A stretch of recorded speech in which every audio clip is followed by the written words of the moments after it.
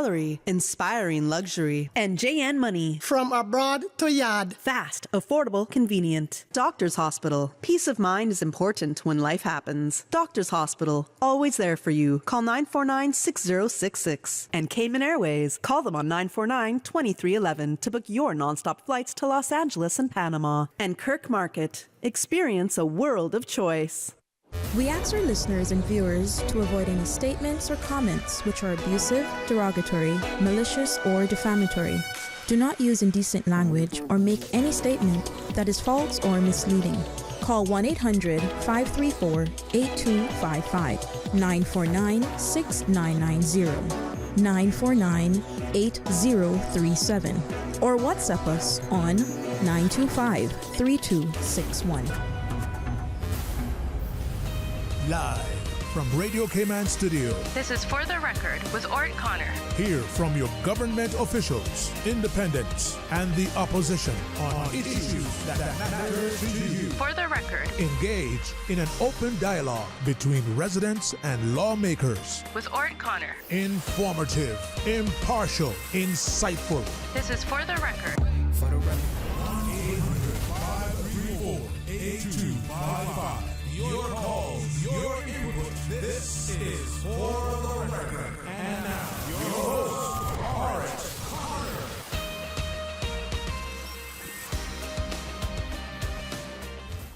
Good morning, good morning, good morning. O land of soft, fresh breezes and verdant trees, so fair. Today is Monday, the 22nd day of July 2024, right here in the beautiful Cayman Islands. We do hope and we trust that everyone had a restful, peaceful, enjoyable weekend. Those of you who are on our roads, whether you're a pedestrian, a cyclist, or if you're operating any type of motorized vehicle, we urge you to please be extremely cautious. Ensure that you observe the rules of the road. Remember, the life you save may just be your own. For those of you who are celebrating a birthday today, or if you've celebrated one over the past few days, we want to wish you a happy birthday or a belated one, whichever is applicable. Those of you who have lost loved ones, we want to extend our sincere condolences to you. We hope and we trust that your faith will help to carry you through these extremely challenging times, and that the memories of your loved ones will be a blessing. Those of you who are ill and are either at home or at a medical facility here in the Cayman Islands or overseas, we wish you a speedy recovery. So, folks, I want to thank you for allowing Radio Cayman, and by extension, For the Record, into your homes, into your vehicles as you traverse the busy roads of the Cayman Islands, into your places of work, wherever that may be. As you know, For the Record is a show produced by the staff and management of Radio Cayman, and it is geared towards keeping you abreast of issues as they arise and play out on the local, regional, and international scene. I am your host, Orrett Connor, and you're welcome to join me every Monday, Wednesday, and Friday from 7:30 a.m. until 10 a.m. During that period, our phone lines are open. I believe they're all operational. And now as well, toll-free number 1-800-534-8255. Also 949-8037, 949-6990. WhatsApp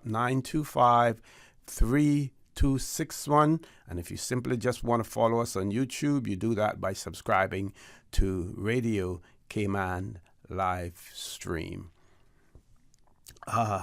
And, of course, we have our birthday shout-outs, and to remind you that For the Record birthday shout-outs brought to you by Coca-Cola, who are proud to support your birthday shout-outs. Coca-Cola available across the Cayman Islands from Tortuga wholesalers. You should accept no substitutes. Taste the feeling with Coca-Cola. So let's look at some of the birthdays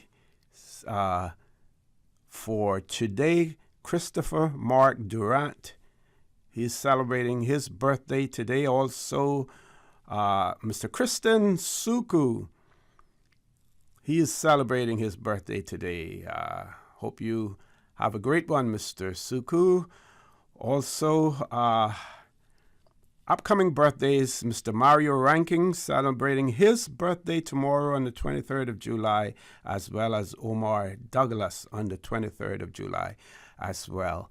And we know that Miss Tara Bowley celebrated her birthday over the weekend as well. We did give her a shout out on Friday, but I promised her, I said, you'll not only get one before your birthday, but you'll get one after, since we're not on this on air on the day of her birthday. So she gets a belated happy birthday shout out as well this morning. That is Miss Tara Bowley.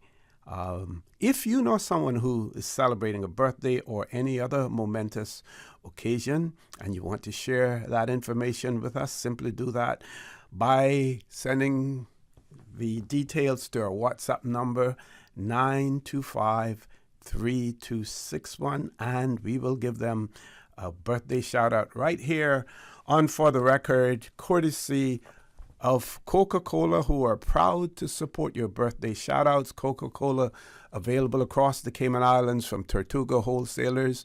You should accept no substitutes. Taste the feeling with Coca-Cola.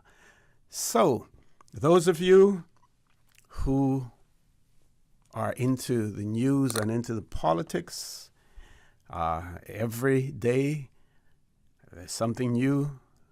Some breaking news. Yesterday, of course, the breaking news was current sitting president of the United States, Joe Biden, pulling out from the 2024 presidential race, throwing his support behind his Vice President Kamala Harris. We have not, other than a written statement that was put out by the president, have not heard from him yet, being told that during the course of the week, later on this week, the public, the world would be hearing from the current president, Joe Biden, as well. So I'm sure that everyone is looking forward to that. But I must say that his announcement and what has been taking place has taken all of the oxygen out of the room that the Republicans were in. They were coming off a high note after their convention and riding a high wave. Now it is the Democrats' turn to do so. Right here in the office, in Radio Cayman, talking, office politics, as well. And the expectation here was that if it was going to come, it wasn't going to come until the weekend. And the choice for the weekend, if you know that if you have news that you don't want to hit the airwaves, you put it out on a Friday because everyone is off for the weekend. Very difficult for them to get all their processes in place. But also, if you have breaking news that you want to hit the airwaves and you want it to go through the cycle, you do it on the weekend as well. So you have Sunday, you have Monday, and it goes on and on. Of course, there are going to be conspiracy theories out there and to say this was all planned and everything else.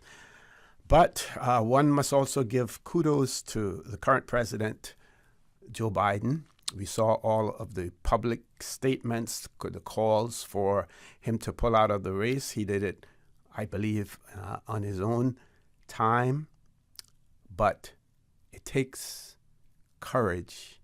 It takes character.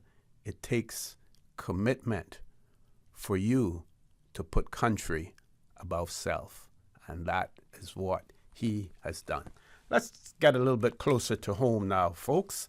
And today, of course, the fourth meeting of the 2023-2024 session of Parliament will begin today at 10 o'clock this morning. And of course, you will be able to follow it live right here on Radio Cayman 105.3 FM. This fourth meeting, was previously scheduled for the 5th of July, Friday the 5th of July, and it was then revised on the 5th of July. It was revised from the 24th of June sitting. So the 22nd of July, today, is when that sitting will take place. Of course, the location will be the House of Parliament, Grand Cayman. And the fourth meeting of the 2023-2024 session, Speaker of Parliament, the Honourable Sir Alden McLaughlin, has notified members of Parliament. He notified them that it would take place today, the 22nd. The order paper for each sitting will be made available each morning. So the order paper should be coming out, we hope, soon. So the order paper will be made available each morning of each sitting. House documents will be made available on the Parliament's website when they have been made available and or have been laid on the table as required. So the order paper will come out when it has been tabled as well. The deadline for bills to be received by the Clerk of Parliament in order to be eligible for consideration at the fourth meeting was 5 p.m. on Thursday, the 6th of June, in accordance with the 28-day notice period per Section 77, subsection 2 of the Cayman Islands Constitution Order, as amended in 2020.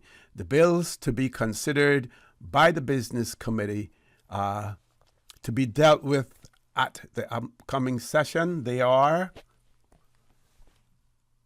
supplementary appropriations, January 2023 to December 2023. That's Bill 2024. The Summary Jurisdiction Amendment Bill 2024. The Perpetuities Amendment Bill 2024. Pharmacy Bill 2024. Firearms Amendment Bill 2024.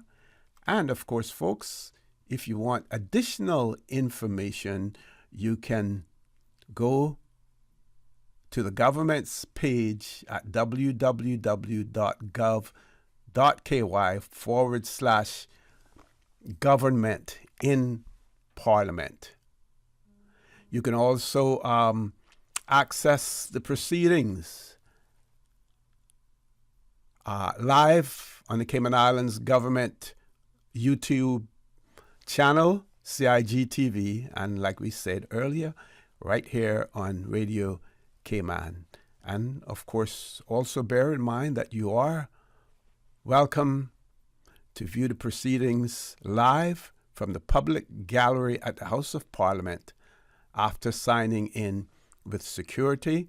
And I would add to that you should be properly dressed as well. No shorts and slippers and things of that nature. You should be properly dressed. It doesn't have to be business attire, but you should be presentable if you want to. Folks, we are at a very pivotal stage in the Cayman Islands as far as politics is concerned, as far as development is concerned, as far as just simply our survival is concerned. So it is important, extremely important, that you try to keep abreast of what is happening in your country, because it does impact you. It may impact some more than others, but it's going to have an impact on everyone. So I would simply urge you to please pay attention, follow it as much as possible. Don't wait for someone else to tell you what is taking place. You try to find out for yourself. With that, we're going to take our first commercial break. Please stay tuned for the record. We'll be back shortly. The Cayman Islands boasts of a long, colorful, and rich history. In tribute to our roots, Radio Cayman, the voice of the Cayman Islands, is pleased to bring you the Historical Vignette Series, brought to you by Rotary Central. For more than 110 years, Rotary members have used their passion, energy, and intelligence to take action on sustainable projects. The Cayman Islands, He hath founded it upon the seas.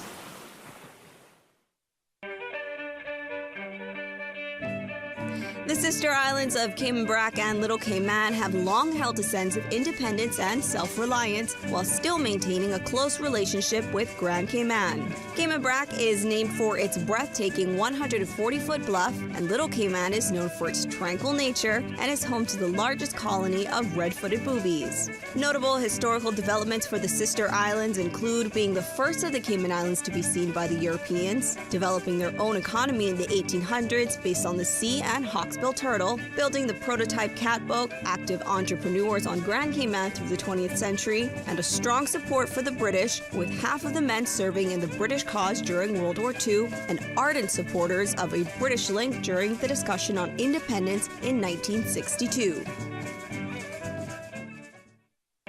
Radio Cayman's Historical Vignettes was brought to you by Rotary Central. For more than 110 years, Rotary members have used their passion, energy, and intelligence to take action on sustainable projects.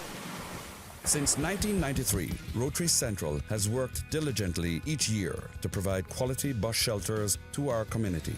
A traveling convenience to our school children, the elderly, young people going to work, guest workers, and visitors using the public bus. We, Rotary Central, help you, our advertisers, make it happen. Your marketing dollar travels a far way. Positioning your message, your product, your services, your presence in over 83 bus shelters. Every dollar you spend, every advert you place helps to build another bus shelter, providing modest comfort for Cayman travelers. Reserve space now on the only billboard medium in the Cayman Islands. Email rotaryshelters@gmail.com. rotaryshelters@gmail.com. The Bus Shelters, a partner in community convenience. Another inspiration program by Rotary Central Cayman Islands. What's that? No sugar, same amazing taste? Coca-Cola Zero Sugar is here to stay. Classic taste, pure satisfaction. Be sure to stop into any Tortuga location and get your own case of Coke Zero. Or grab an ice-cold one straight from the cooler. Brought to you by Tortuga Distributors Limited. Coca-Cola, taste the feeling, Cayman.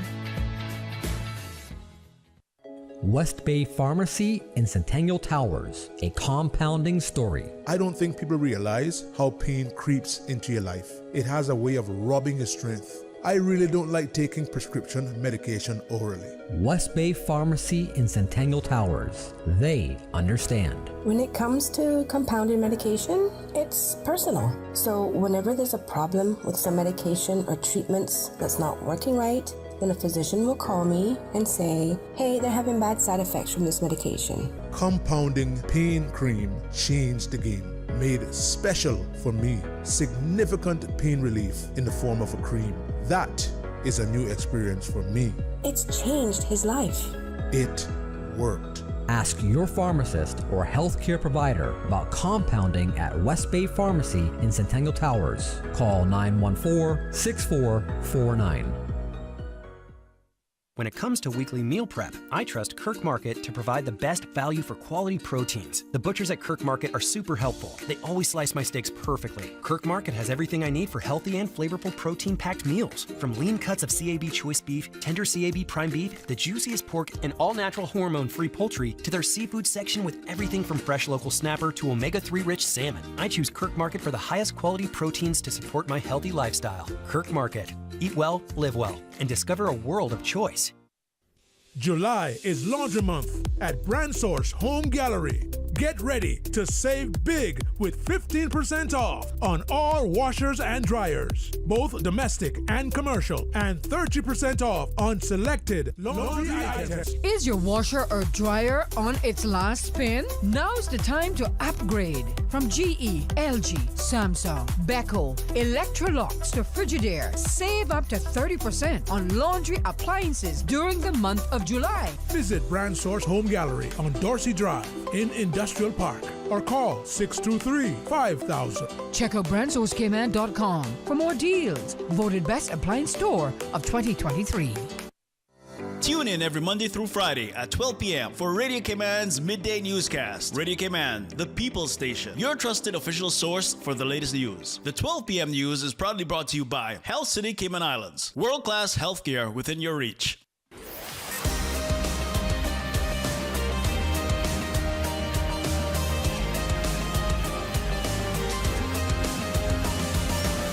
This is For the Record. Good morning and welcome back to For the Record. No guests in the studio yet, but we will have former director of the Department of Planning will be in the studio with us after the 8 o'clock news. We will be talking about the consultations on the development plan here in the Cayman Islands. Some of you know him as Clydas, Mr. Kenneth Ebanks. He will be in the studio with us after the 8 o'clock news, so we look forward to that. If you have any questions or observations in relation to the process, what has taken place, what they have been able to accomplish so far, his group, please certainly join us in the conversation. If you have questions and you want to just simply WhatsApp them, or WhatsApp number 925-3261. So the Cayman Compass has reported that Parliament will be discussing transport and fuel costs, but not the conservation law in the upcoming meeting of Parliament. And I will share this article with you. This is, of course, today's date as well. It says that Cayman's opposition legislators will be pressing government on its plans for a new public transport system for Grand Cayman, the country's third subsea cable, amongst other issues, when the latest session of Parliament gets underway today. Progressive-led opposition has filed 16 parliamentary questions seeking the government's position on a number of topics. Just bear with me 1 second here, just making sure that, yes. Okay. Parliament, and of course you heard earlier that Parliament was originally set for the 5th of July, and then Hurricane Beryl's passage prompted the postponement. A Parliament media statement issued earlier this month stated that 5 bills will be before the Business Committee to be considered for the upcoming meeting. There is a supplementary appropriations January 2023 to December 2023 bill, the summary jurisdiction amendment bill, the perpetuities amendment bill, pharmacy bill, and the firearms amendment bill. The article points out that there's a key feature of the firearms bill includes provisions to outlaw homemade weapons created on 3D printers and from assembly kits, and an increase in mandatory minimum sentences for possession of firearms. So they're going to increase the mandatory minimum for possession of firearms. We can talk at some other show about the legislation, the new legislation that was introduced in the Turks and Caicos Islands because of the spate of cases that they had with Americans traveling with either ammunition or firearms in their luggage. Supposedly, they forgot that they were in there and were only discovered, some when entering Turks and Caicos, some when leaving the Turks and Caicos Islands as well. And they crafted what I would call bespoke legislation to deal with that issue. Of course, we have had similar instances here in the Cayman Islands. We have handled it quite differently. There are some people in the Turks and Caicos Islands who were arrested and charged and had to remain in Turks and Caicos Islands for months before their case was heard. Here in the Cayman Islands, sometimes we have the tendency to quickly whisk them into court, have them pay a fine, and whisk them back out again, or even in some instances, I don't have any evidence of it, but I just said maybe in some instances, even allow them to continue their vacation here in the Cayman Islands as well. So it'll be interesting to see whether or not any amendments are put forward to the firearms amendment bill. The article points out also that no mention was made of changes to the National Conservation Act. In the release, however, Premier Juliana O'Connor Connolly, speaking at a post-burial media conference, expressed hope that the changes would be on the order paper in the next session. No draft bill has materialized since she made those comments, however. And on the issue of varying issues highlighted, questions have also been submitted seeking progress updates and timelines on the opening of the Ponciana Mental Health Facility, a third undersea cable, and Cayman Airways' third Twin Otter aircraft. Former Premier Wayne Panton has submitted questions seeking update on the Regen project. He is also seeking answers on the status of the sexual harassment bill, which he, during his tenure as Premier, sought to introduce. Panton has also added a query on the climate change policy, which was initiated under his leadership. They point out also that the opposition is also seeking answers on implementation of an increased minimum wage and why the National Anti-Gang Strategy and Action Plan has not yet been finalized and implemented. Another question will seek to reopen discussion on allowing the sale of pepper spray. Last year, opposition member David White, Georgetown West MP, presented a private member's motion to the House of Parliament calling for legislation of pepper spray and mace as self-defense tools. That motion passed. Only one member, then Premier Wayne Panton, opposed the motion. Opposition is now asking for an update from Premier Juliana O'Connor Connolly on when the changes to the relevant legislation will be brought to permit the importation, sale, and use of chemical self-defense sprays. Questions relating to education, policies, and plans have also been submitted. Very quickly, because we're almost there for the 8 o'clock news. Though in recent weeks there has been public debate surrounding planned changes to the National Conservation Act, the Cayman Compass understands that those amendments will not be heading to Parliament in the upcoming session. It is understood the contentious changes which have not been made public are still being finalized after uproar in the community and a rift in Cabinet. When the amendments are complete, they will have to be gazetted for public comment before heading for debate in the House.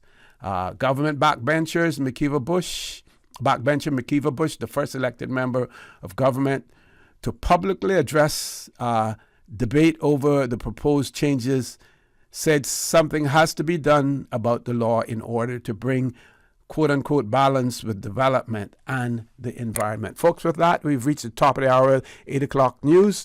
Please stay tuned. For the record, with our guest, Mr. Kenneth Ebanks, we'll be back immediately after the 8 o'clock news. Thank you, Mr. Connor. And studio time by Foster's is 8 o'clock.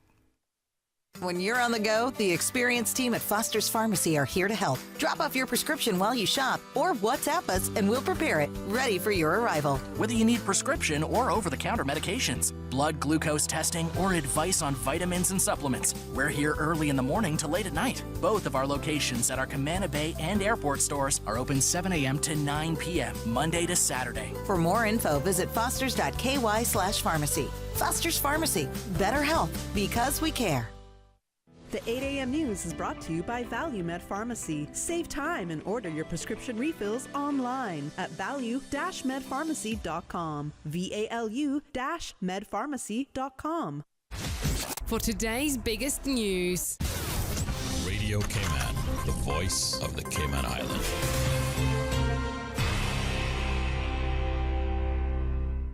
A group of University College of the Cayman Islands students recently visited Rhode Island. Here is CIGTV's Donna Bush. The group concluded a highly successful educational tour to Providence, Rhode Island, organized by the Professional and Technical Education and Training Division at the school. The tour aimed to provide students and faculty with practical insights and networking opportunities within their respective fields, giving students a chance to enrich their educational journey. The 19 students and 9 faculty visited 2 prestigious institutions who partner with the University College of the Cayman Islands, the New England Institute of Technology, and Johnson & Wales University.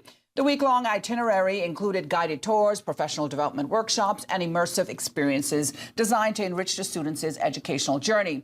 The tour was particularly momentous for 3 UCCI students who received offers to study in the United States.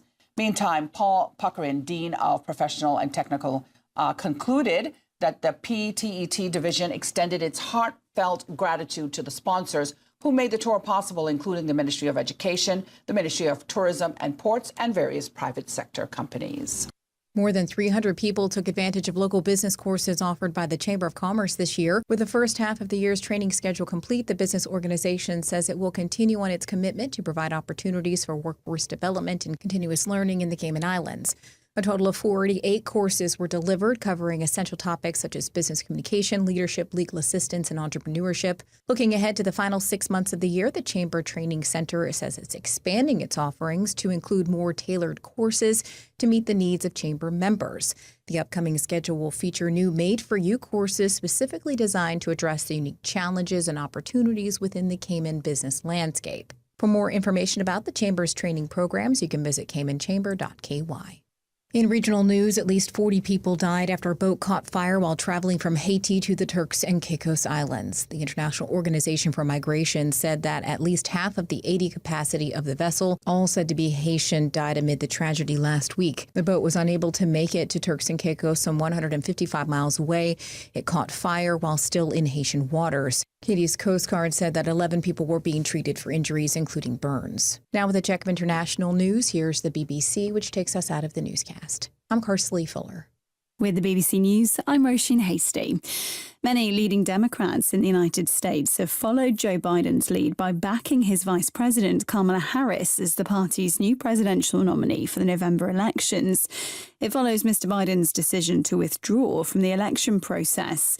Kamala Harris would become the first U.S. female president if elected and the second African American. The Republicans have immediately gone on the attack, describing Ms. Harris as a co-author of Mr. Biden's failures. In other news, a court in the United Arab Emirates has sentenced 3 Bangladeshis to life imprisonment and 53 others to 10 years in jail for holding protests across the Gulf state against their own government. The Attorney General in the UAE issued charges, including gathering in a public place with the intent to incite unrest. China says it will gradually raise its retirement age. It comes after the government acknowledged that its economy can no longer withstand the pressures of an ageing population and declining birth rate. Israel says it's confirmed having obtained new intelligence that 2 more hostages held by Hamas in Gaza have died. The deaths of Yagav Bushtab and Alex Danzig are being investigated.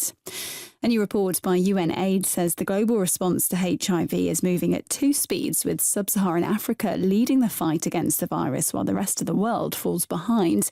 HIV infections in sub-Saharan Africa have dropped by more than half since 2010. Russian officials say an oil refinery in a town on the Black Sea was set alight by falling debris from a Ukrainian drone. It was part of a wider wave of Ukrainian drone attacks. The Kremlin spokesman has denounced as unacceptable a decision not to grant accreditation to some Russian journalists to cover the Olympics in France. The French Interior Minister said that more than 4,000 applications for accreditation had been refused. BBC News. The 8 a.m. news is brought to you by ValueMed Pharmacy. Save time and order your prescription refills online at value-medpharmacy.com. VALU-medpharmacy.com. Now, more than ever, supporting your immune system is crucial to helping your body fight off illnesses like the common cold, the flu, and COVID-19. At ValueMed Pharmacy on Walkers Road and in Buttontown, we carry all the essential vitamins and minerals to help support your immune system and improve your overall health. Some of our top immunity support picks are vitamin C, vitamin D, zinc, elderberry, and quercetin, or the popular 7-in-1 immunity support. Our pharmacists are always on hand to help guide you and answer any questions. Visit ValueMed Pharmacy on Walkers Road or Buttontown. Live happy, live healthy with ValueMed Pharmacy. Stay in touch with Radio Cayman with the latest up-to-date, accurate news and information. For your convenience, the headline news will be repeated on our sister station, Breeze 105.3 FM, weekdays at 8:30 a.m. Follow Radio Cayman on social media, Facebook, Instagram, Twitter, or download the Radio Cayman app in the App Store or log on to www.radiocayman.gov.ky and stay connected to what's happening in the community. Radio Cayman, your voice, your choice, your radio. You know who this is? That same old girl that went to Hollywood and Panama? Well, guess what? The fun ain't done yet, because this year, I'm going to country concerts in Denver. I got kick up my heels in Times Square. I got keep living the dream with Cayman Airways. We so blessed to have them. I tell you what though, this old girl's feeling younger than ever. Make your travel dreams come true with Cayman Airways, offering international non-stop flights from Cayman to New York, Miami, Tampa, Denver, Los Angeles, Panama, Kingston, Mobay, La Ceiba, and Havana. Enjoy free rum punch, free in-flight entertainment, free seat selection, and free meals on select flights. Call 949-2311, contact a travel agent, or visit CaymanAirways.com.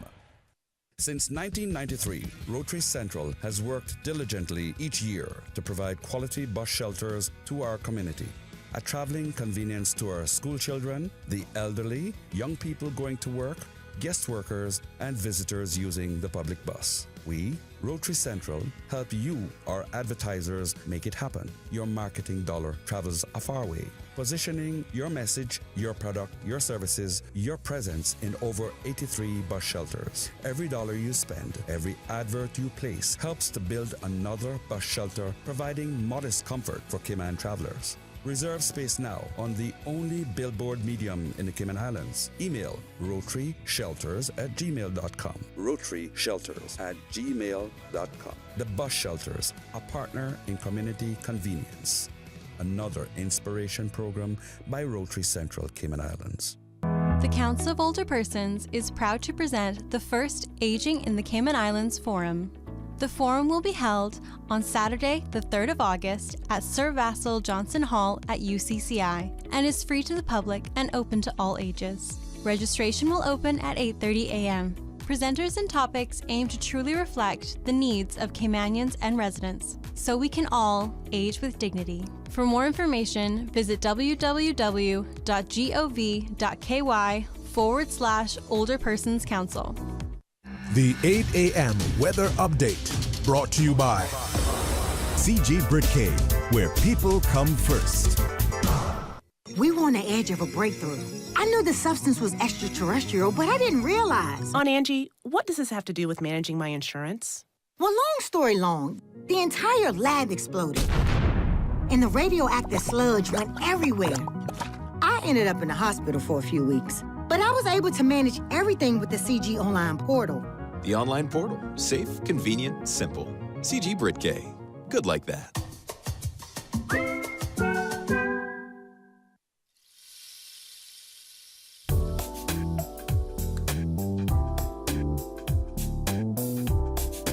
Good morning. Let's take a look at the latest weather report. Current temperature is 86 degrees. Relative humidity is 84%. The barometric pressure is 29.95 inches and rising.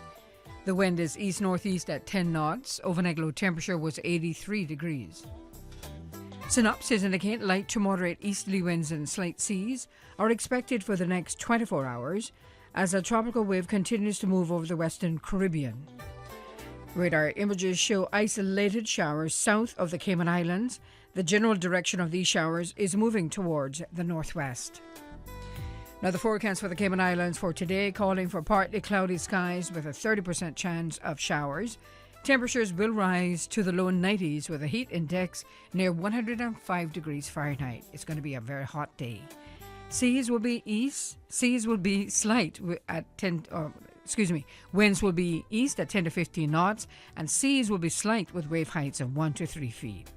Tonight, partly cloudy skies with a 30% chance of showers and temperatures dipping to the upper 70s. Your winds will be east at 5 to 10 knots, and seas will be slight with wave heights of 1 to 3 feet for tonight as well. Today's high tide will occur this morning at 9:51, low tide this afternoon at 2 minutes past 4, and a high tide again tonight at 10:47. The sun will set this evening at 3 minutes past 7 and will rise tomorrow morning at 6. And the outlook is calling for continued light to moderate easterly winds through Wednesday evening. That's the very latest on your weather report.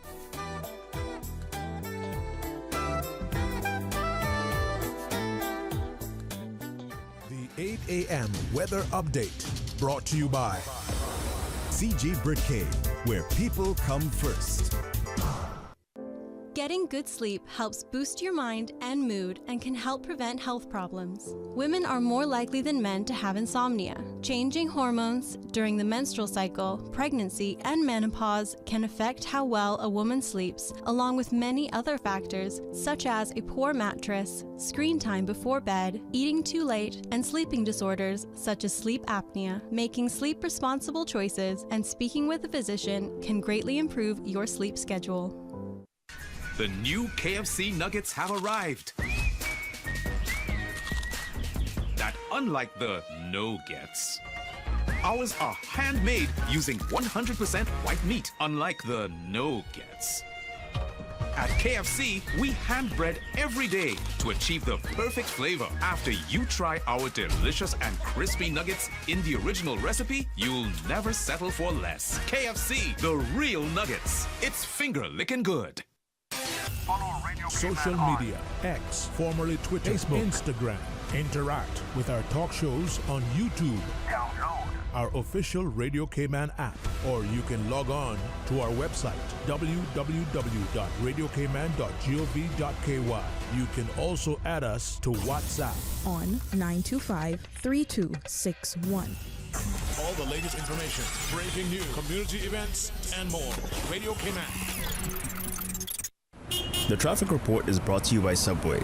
Enjoy a delicious start to your day with breakfast from Subway. Good morning once again. Let's take a look this time at traffic. Traffic coming from the east is moving along moderately on Shamrock Road. Further down, as you approach the Linford Pearson Highway, steady bit flow in traffic and steady traffic on Crew Road heading to Georgetown. Slight delays expected. And heading east in Crew Road, traffic is moderate, and traffic moving along moderately on Edward Street, Godfrey Nixon Way, and Eastern Avenue in both directions. As we look to the Esterly Tibbetts Highway, traffic is moving on moderately in both directions and heading towards the Industrial Park area, traffic flowing at a good pace. North Sound Road, traffic is moderate in both directions as well. If you see any accidents or incidents, please give us a call here at Radio Cayman, 949-6990. Join us again at about 10 minutes past 12. We'll give you another look at traffic. Have a good morning and buckle up. Summer's heating up, and so are the good times. Whether you are out on the water, enjoying the beach, or gathering with colleagues for an office bash, make it a feast to remember with Subway. From assorted sandwich platters to mouth-watering cookies, our catering menu has something for everyone. Perfect for groups of 5 or more. For food that's fresh, fast, and perfect for any occasion, choose Subway Catering. Visit subway.ky for catering options. Subway. Eat fresh. The traffic report is brought to you by Subway. Enjoy a delicious start to your day with breakfast from Subway. When a storm is approaching, be sure to stock up on drinking water and non-drinking water. That is, water for cleaning and washing. You can store non-drinking water in clean bathtubs or other large sterile containers. Visit the Water Authority's website, www.waterauthority.ky, or follow us on social media for more hurricane preparedness tips. We were on the edge of a breakthrough. I knew the substance was extraterrestrial, but I didn't realize. Aunt Angie, what does this have to do with managing my insurance? Well, long story long, the entire lab exploded, and the radioactive sludge went everywhere. I ended up in the hospital for a few weeks, but I was able to manage everything with the CG online portal. The online portal. Safe, convenient, simple. CG Britgay. Good like that.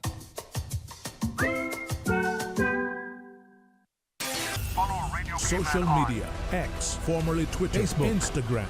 Interact with our talk shows on YouTube. Download our official Radio Cayman app, or you can log on to our website, www.radiocayman.gov.ky. You can also add us to WhatsApp on 925-3261. All the latest information, breaking news, community events, and more. Radio Cayman.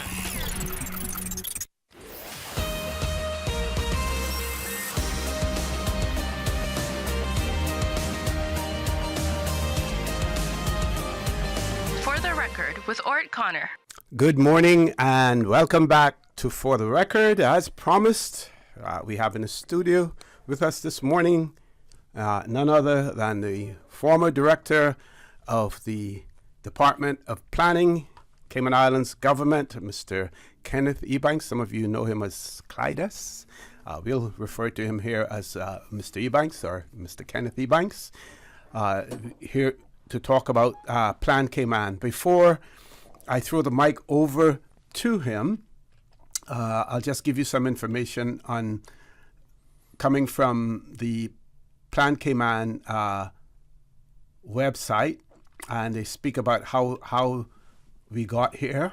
The starting point for Plan Cayman is formed by the goals and objectives that have been identified during the public outreach programs of previous development plan reviews. And they provide you with a history of Cayman's development plan. These goals and objectives have been compiled into the national planning framework.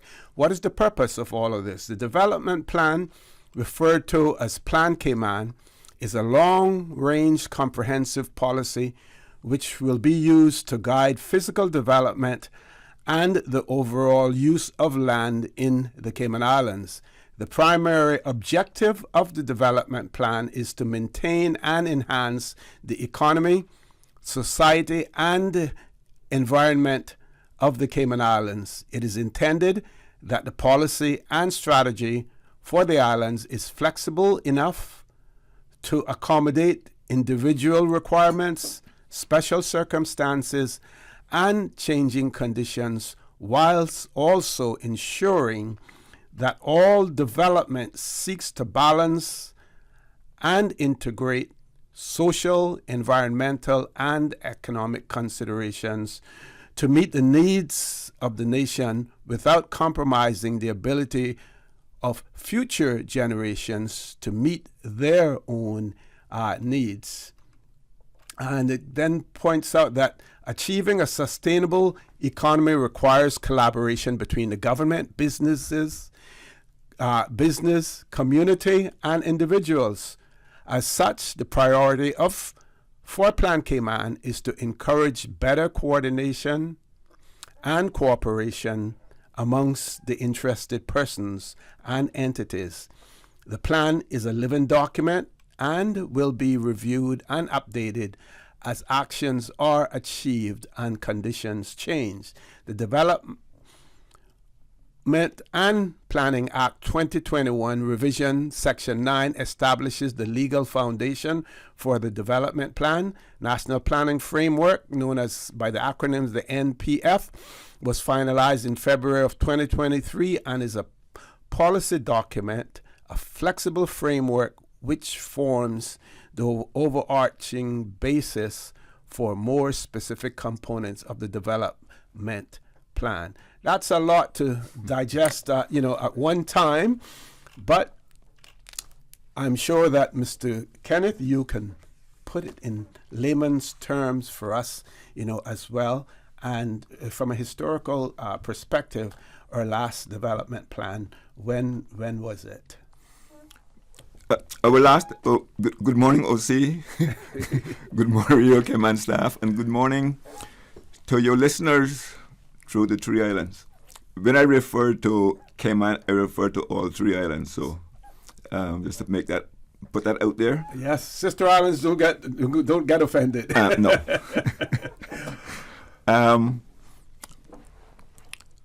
Actually, if you go back to the 1930s, we had the regional planning law in the 1930s. Okay.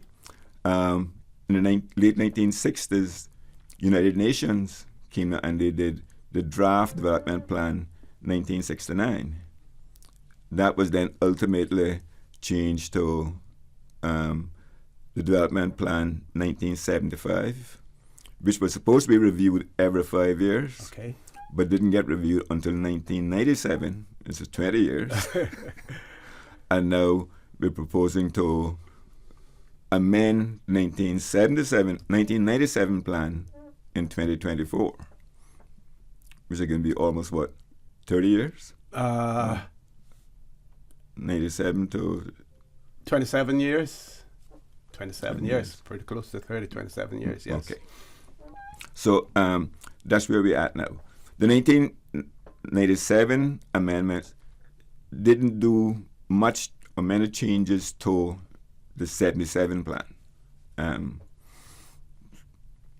This proposed document, in my view, doesn't do much more other except that they have introduced now the area plans, which are more detailed zoning and design sections to deal with individual sections of the island, which, in my opinion, again, I agree with that because it can help to preserve the individual character of each of the districts, So including the sister islands. So rather than looking at the islands, in a global sense, the focus is more on, in individual areas. Right. Because, for example, what may be applicable, say, in West Bay, wouldn't be applicable in East End. So you can design your regulations on all of the documentation to specifically address issues in West Bay and address issues in East End or in the sister islands. So then, how important it is for the residents of each district to get involved in it, because it is focusing to a certain extent on their particular area. How important? That is so critically important, and unfortunately, most of us Caymanians do not tend to participate that much at this stage. But after the changes have become law, and then they find out that, I didn't know that this was going to happen. This document that has been produced is a set of policies that will dictate what the future arrangements, what future regulations will talk about setbacks, height of buildings, what type of buildings, where they'll be located. This document outlines the proposals for that, and that's why it's so critical that persons get involved in this document and make their comments known to the powers that be, because they've extended the deadline for representations to be submitted from the 31st of July until the 6th of August. So you don't have not a whole lot of time. But then again, the Planning Act gives a minimum of 60 days.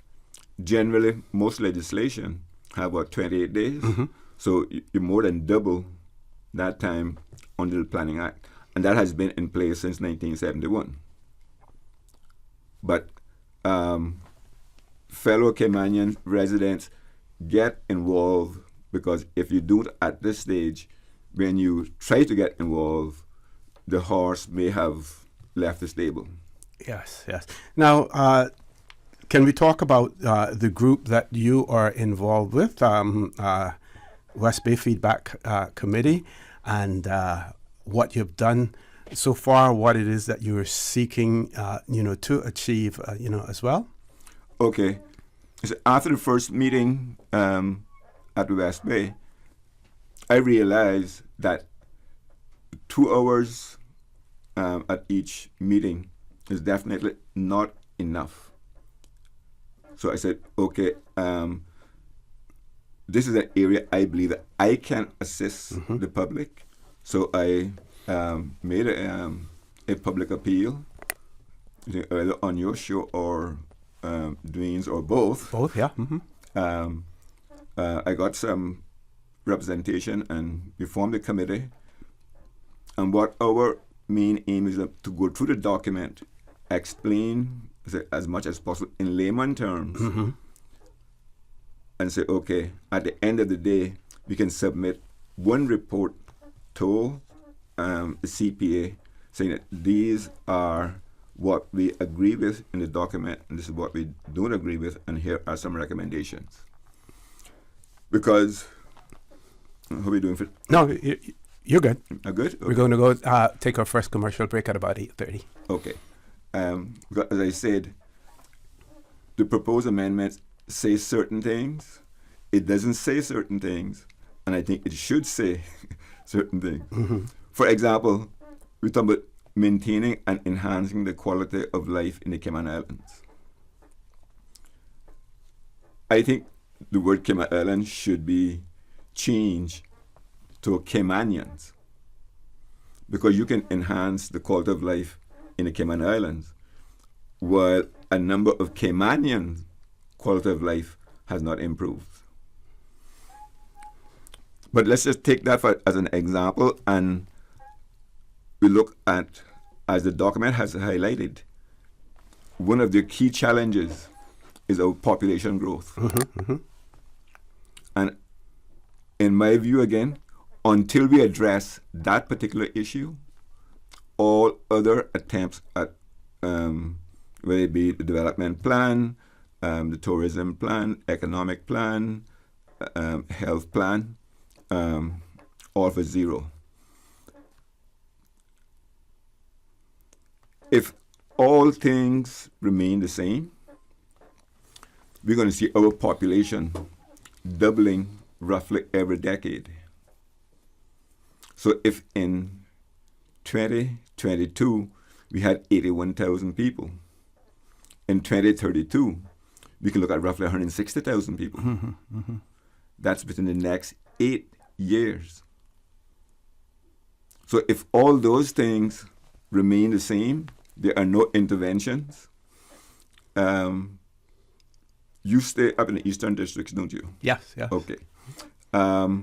Roughly how long it takes you to get in, how long it takes for you to drive from home to work in the mornings? With no traffic, very little traffic, about 20 minutes. About 20 minutes? Yeah. Okay. And it means if I want to be here for before 7 o'clock, I have to leave home before 6:30. Okay, so in the but by 2032, observing the speed limit, you're a law-abiding citizen. We would hope. Your 20 minutes will go up to 40 minutes. Or you leave home earlier, or you drive faster, or you change the time of your show, which means that you have less quality time at home because now you have to go to bed earlier to wake up earlier, or I say speed, because looking at some existing figures, for example, in 2022, we had roughly 45,000 vehicles. No, that's not on your. Oh, okay. We had roughly 45,000 vehicles in the island. If that doubles, we're looking at roughly 84,000 by 2032. In the eastern districts, in 2022, you had roughly 10,000 vehicles. In 2032, you're looking at about 19,000 vehicles. So if no new roads are built or any public transport put in place, you can expect that your travel time will increase significantly. Okay, with that, we're going to take our first commercial break, folks.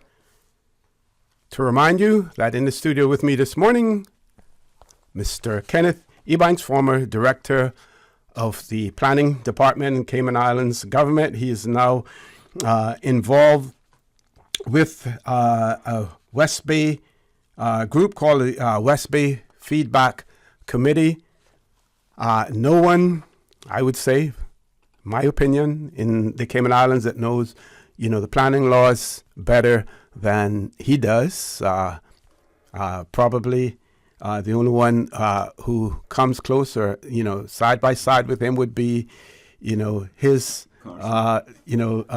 predecessor, Mr. Carson Ebanks as well. Don't change that dial. Please stay tuned for the record. We'll be back shortly. She hear clunk and our car stop. I was just about to send her some money, so I send it straight to her JN money transfer card. It cost me less, and perhaps she use the card, pay the garage right away. She'll get discount through the JN Rewards program in Jamaica. This card make things easy. You can even get funds at any multi-link ATM. JN Money Transfer Card. Fast, affordable, convenient. Tell your loved ones in Jamaica about it. Sign up is free.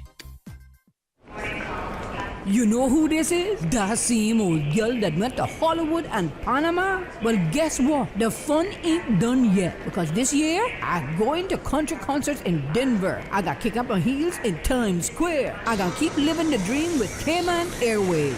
We so blessed to have them. I tell you what though, this old girl's feeling younger than ever. Make your travel dreams come true with Cayman Airways, offering international non-stop flights from Cayman to New York, Miami, Tampa, Denver, Los Angeles, Panama, Kingston, Mobay, La Ceiba, and Havana. Enjoy free rum punch, free in-flight entertainment, free seat selection, and free meals on select flights. Call 949-2311, contact a travel agent, or visit CaymanAirways.com. At Doctors Hospital, we know life happens, and usually when you least expect it. So when unexpected medical issues arise, you need quality care close to home. Located in the heart of Georgetown, our accomplished team of physicians and medical staff treat minor urgent conditions such as migraines, chest and abdominal pain, shortness of breath, burns, broken bones, open wounds, and more. 24 hours, 7 days a week with no appointment necessary. Peace of mind is important when life happens. At Doctors Hospital, we're always here just for you. Need to speak to someone? Call 949-6066. Tired of feeling exhausted, no matter how much sleep you get? It could be sleep apnea, a condition affecting millions of people that often goes undiagnosed. At Total Health, we believe in the power of preventative care. That's why we're offering at-home Level 2 sleep studies, convenient, comfortable, and conducted in the privacy of your own home. Untreated, sleep apnea can lead to serious health issues like high blood pressure, heart disease, and stroke. Our comprehensive approach means you get personalized care from start to finish. Wake up to a healthier tomorrow with Total Health. Contact us today at 333-2222 or visit totalhealth.ky to schedule your at-home Level 2 sleep study. Because a good night's sleep is just the beginning. Total Health, your partner in preventative care. Share your feedback on Plan Cayman, the proposed development plan for the Cayman Islands. You can access the planning statement at www.plancayman.ky and submit your feedback online or at the ongoing public consultation meetings. Online feedback can be made at plancayman.ky until July 30th.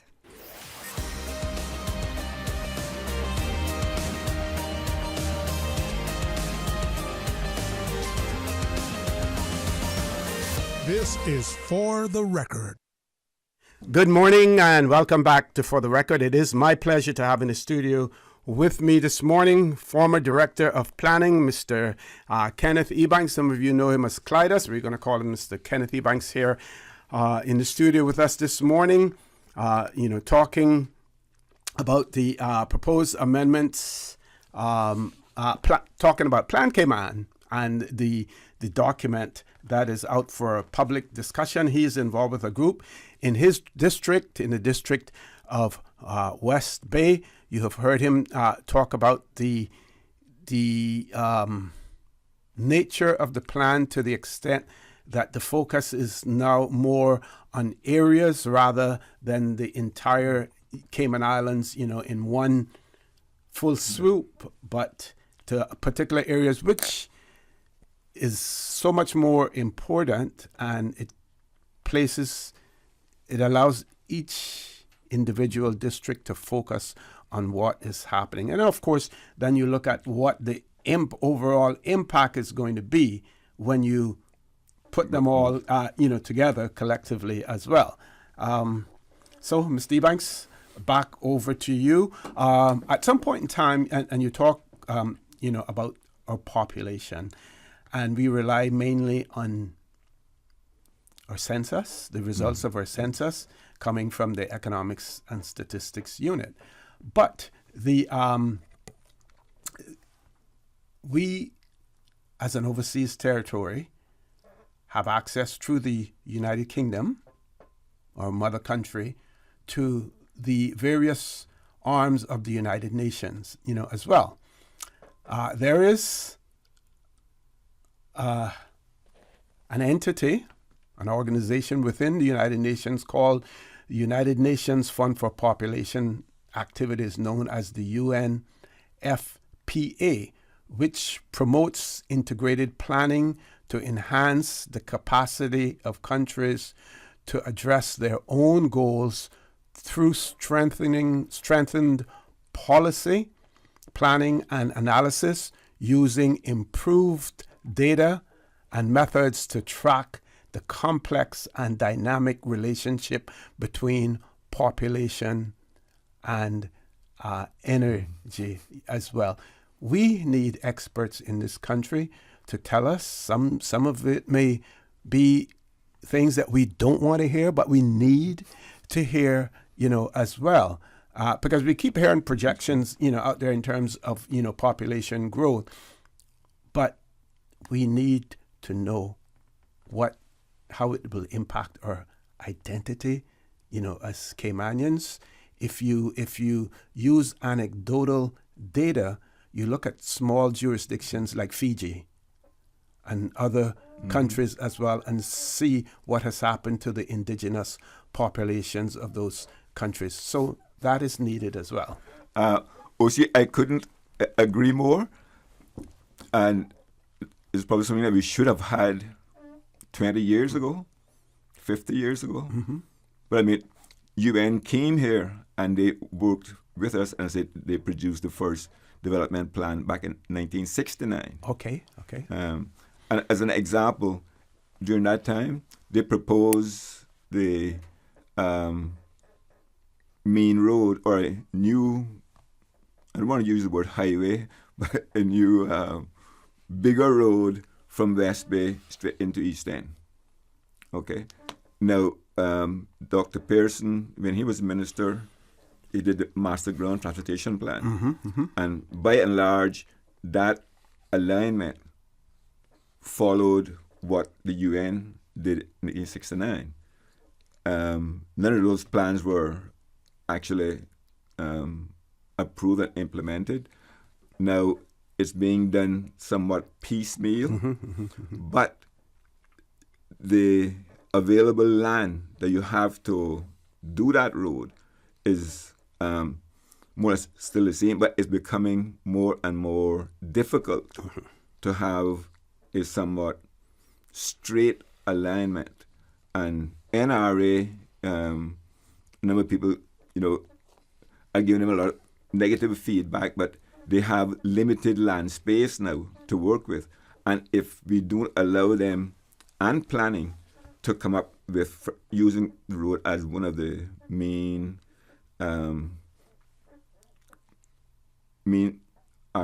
arteries whereby we communicate between home, work, play, education, other social activities.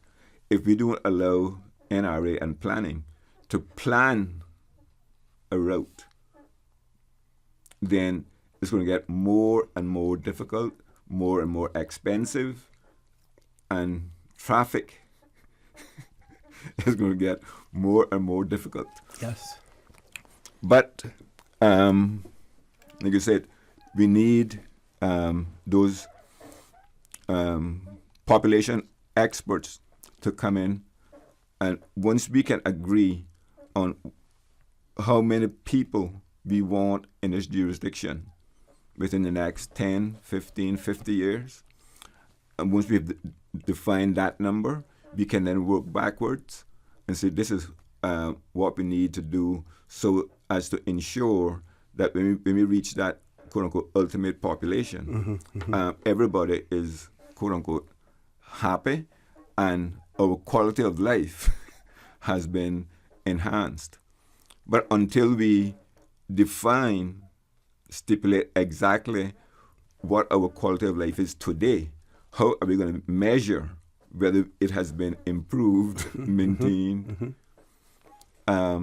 So while it was great for them to say, okay, this is what we want to do, how are you going to measure? How do you know when you have reached your destination? Yeah.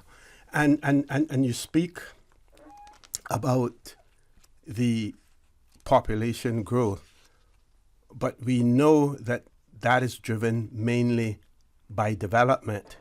So it seems as if we have to define what or the extent of development in the Cayman Islands, because when you build more hotels, you build more apartments, you are building hotels for tourists to come, but you also have to man those hotels. They have to be staffed. We know what our local population, the size of that local population is, and we know that it isn't large enough to support it. So it seems as if the focus needs to be on how much we're going to develop, and that will impact the population size. Of course, other immigration policies will determine that as well, but it would appear to me as the main one has to be development. Yes, and because development brings in so much revenue, and I suppose like some subsets because of the work permit fees, for example, and a lot of that comes through the service industry, the construction industry, financial services as well, but development, yes. Now, how do we, quote unquote, manage development if it's bringing in so much funds? If we slow it down, we're going to have to get the funds from someplace else. A number of persons are saying, okay, there needs to be some type of direct taxation, whether it be on your income, on the property you own. Governments don't seem to want to go down that route. For whatever reason, they don't want to go down that route. But they are quite happy to have the prices increase for Caymanians, because someone making $10 an hour someone making $1 an hour have to still pay the same $5, $6 for a gallon of milk. Is that a just society? Is that the type of quality of life we want to maintain? So we have to, again, I said, get these things in place, set up some standards so we know whether we have reached our destination. Housing for these transient workers. Okay. We're going to take a commercial break. When we return, one of our listeners has questioned whether or not, in addition to having, proper development plans, how important is a development policy, and which one do they need to work hand in hand, or if you have a policy in place, is that more of a foundation? And I guess to me the question would be, policies can change when governments change. Legislation can change also, but one is more difficult than the other. But I'd like you to opine on that when you return as well. Folks, don't change that dial. Please stay tuned for the record. We'll be back shortly. At Doctors Hospital, we know life happens, and usually when you least expect it. So when unexpected medical issues arise, you need quality care close to home. Located in the heart of Georgetown, our accomplished team of physicians and medical staff treat minor urgent conditions such as migraines, chest and abdominal pain, shortness of breath, burns, broken bones, open wounds, and more. 24 hours, 7 days a week with no appointment necessary. Peace of mind is important when life happens. At Doctors Hospital, we're always here just for you. Need to speak to someone? Call 949-6066. You know who this is? That same old girl that went to Hollywood and Panama? Well, guess what? The fun ain't done yet, because this year, I'm going to country concerts in Denver. I got kick up my heels in Times Square. I got keep living the dream with Cayman Airways. We so blessed to have them. I tell you what though, this old girl's feeling younger than ever. Make your travel dreams come true with Cayman Airways, offering international non-stop flights from Cayman to New York, Miami, Tampa, Denver, Los Angeles, Panama, Kingston, Mobay, La Ceiba, and Havana. Enjoy free rum punch, free in-flight entertainment, free seat selection, and free meals on select flights. Call 949-2311, contact a travel agent, or visit CaymanAirways.com. Jay and Money presents the official Jamaica Independence celebrations on Friday, August 2nd at the Lion Center. Featuring from Jamaica, the Colonel, Josie Wales, Richie Stevens, and comedian Blacka Ellis. Kids Talent Contest, Best Dress Contest, lots of prizes and giveaways. Music by Joshy Vibes and B Styles, your MC, Lady T. Health fair from 5 p.m. to 9 p.m. where you can get your PSA, diabetes, and blood pressure checked for free. Don't miss Josie Wales, Richie Stevens, and Blacka Ellis on Friday, August 2nd at the Lion Center. Admission is absolutely free. Sponsored by Best Dressed Chicken, Popeyes, Ministry of Border Control, Labor and Culture, Kmart Hair and Beauty Supply, Ministry of Health and Wellness, Cost You Less, iCool, Animal House, Ministry of Tourism and Transport, Radio Cayman, and Breeze FM. July is Laundry Month at Brand Source Home Gallery. Get ready to save big with 15% off on all washers and dryers, both domestic and commercial, and 30% off on selected laundry items. Is your washer or dryer on its last spin? Now's the time to upgrade. From GE, LG, Samsung, Beko, Electrolux to Frigidaire. Save up to 30% on laundry appliances during the month of July. Visit Brand Source Home Gallery on Dorsey Drive in Industrial Park or call 623-5000. Check out brandsourcecayman.com for more deals. Voted Best Appliance Store of 2023.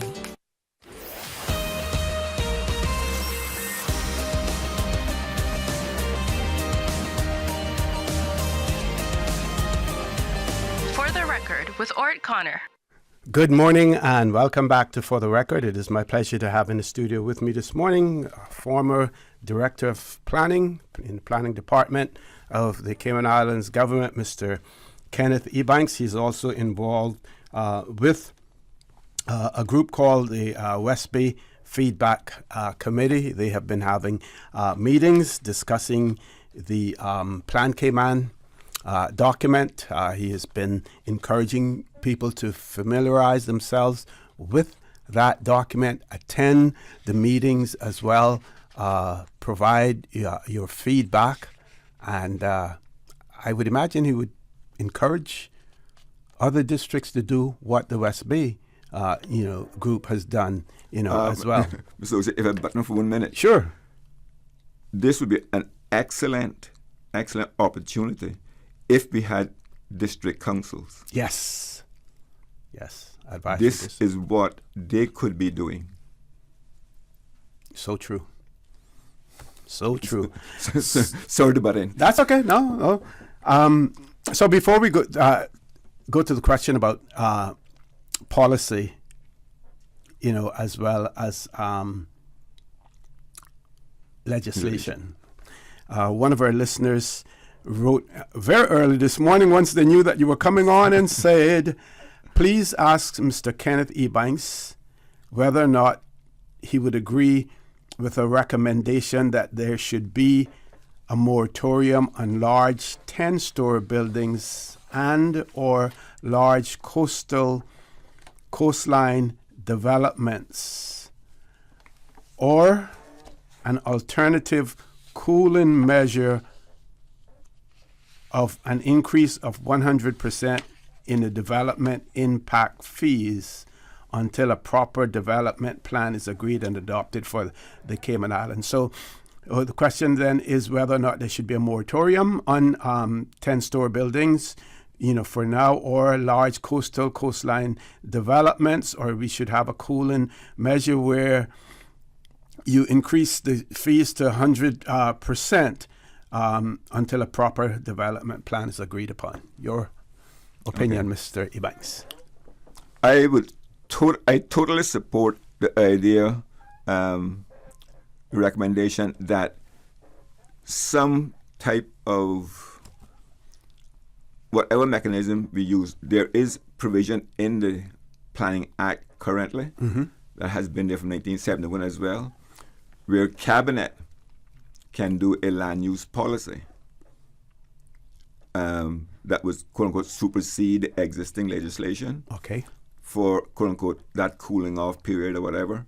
So, yes, I completely agree with the caller, whether it be the 10-story buildings, the coastal setbacks, or building on the coastline.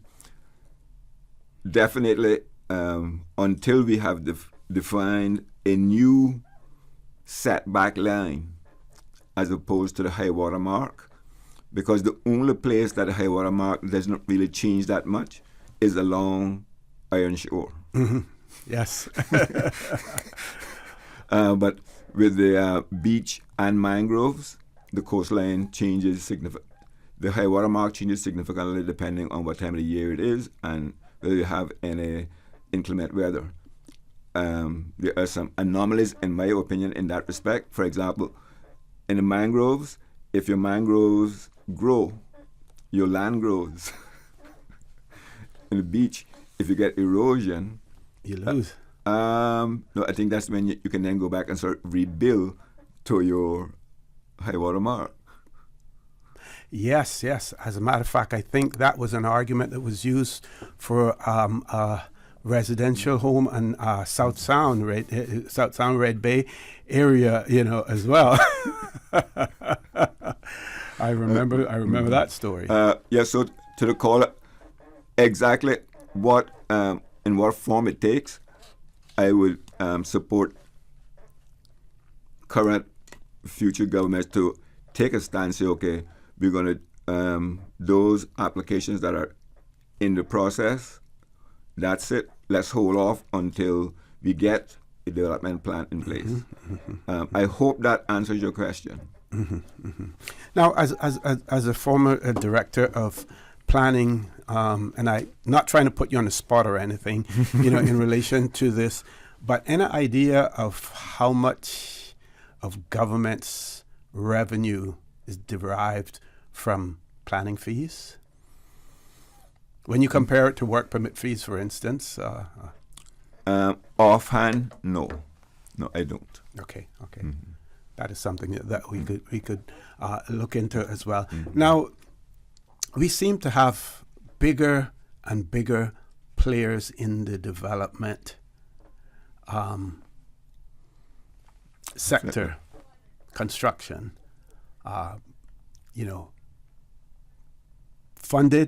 fully funded.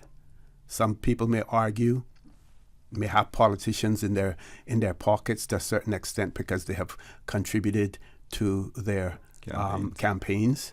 We know that the campaign financing legislation that we have in place is really not fit for purpose now. It may have been 20 years ago. It may have been fine, but certainly, not now because of the players that we have in the game as well. How do we combat that? You'll have to ask my girlfriend from Georgetown, who normally calls in sometimes and talks about campaign finance and the need for reform. Yes. How do we combat that? That's a good question. Now, we do know that one of the threats that are always made is we will take our money and go elsewhere. To me, that is an empty threat to a certain extent, because there are not many jurisdictions that they will have, welcoming arms, open arms to welcome them, and they're looking at other areas as well, the stability, the access to good communications, all of those things, political stability. Some may even argue that the fact that we are still a British overseas territory, that we're not self-governing, fully self-governing, that may be, there as well. And I would say that we're not necessarily getting a lot of new players into the game, but those developers who they've first started developing, small, maybe 10 units, then they go to 20, then they go to 30, then they go to, 100. Those are the same players that are here. So the landscape, the face, of those players haven't changed much. No, and there's a lot of, I've heard a lot of discussion about the granting the non-Caymanian developers these subsidies and what's the word they call it? Concessions, but they don't grant it to Caymanians. Concessions, I think, were great 50 years ago when we were that sort of unknown paradise. In today's day and age, if you want to come here, and it would have to be something exceptional, other than a hotel or a commercial office block, that you would need us to help you finance that. No, it would have to be something other than that. That I think we should be granting concessions to. And we got these large players here, and a lot of their workforce are imported. Yes. The planning document talks about providing a mix of housing types. Whose responsibility is it to provide housing for these workers? Now, I only know of one person that actually built some housing for his workers. I don't know what I should call his name, but probably not. It was only one person. Now, you have individuals who've seen this void, and they've come in now and start building up the little shacks, and they're getting some good income from it. But come hurricane season, now those persons become very vulnerable because the buildings are not up to any code. Not only that, now you're looking at maybe fires, disease, because there's no proper sanitation. But don't these things have to obtain planning approval? They have to, or they should. It's the same as you got a speed limit, yes, 40, yes. but people break the speed limit. Okay, well, that's something that when we return, we have to talk, some more about that as well. We're going to go to our headline news. We also want to talk about the passage of Hurricane Beryl. We've seen what has transpired in other jurisdictions, and talk about despite the fact that we may bemoan, some of, what transpires as far as planning is concerned, that to a certain extent our planning laws have worked when it comes to structural, the structural component, of planning as well. Folks, top of the hour headline news. When we return, the conversation with Mr. Kenneth Ebanks will continue. Don't change that dial. Please stay tuned for the record. We'll be back shortly. From Radio Cayman's newsroom, this is Headlines. Local, regional, international news. The headline news is brought to you by Kirk Market and Health Services Authority. MPs are heading to Parliament today. This after an earlier scheduled meeting this month had to be postponed due to the passage of Hurricane Beryl. Make sure to listen to the proceedings live on our sister station, Breeze 105.3 FM. Many leading Democrats in the U.S. are following Joe Biden's lead by backing Vice President Kamala Harris as the party's new presidential nominee. There are still some key Democrats who have not yet endorsed Harris, including former President Barack Obama and former House Speaker Nancy Pelosi. President Biden withdrew from November's election on Sunday after weeks of increasing calls to step aside. Some of his closest aides were only given 1 minute's notice of the decision. Harris says she intends to, quote, earn and win the nomination. There's been a reported surge in public donations to the Democrats since Biden dropped out. Biden will remain as president for the rest of his term, but Donald Trump says, quote, if he can't run for office, he can't run our country. Those are your headlines. I'm Karsley Fuller. More news available at www.radiocayman.gov.ky. Check out our social media pages: Facebook, YouTube, X, formerly Twitter. Radio Cayman Headline News.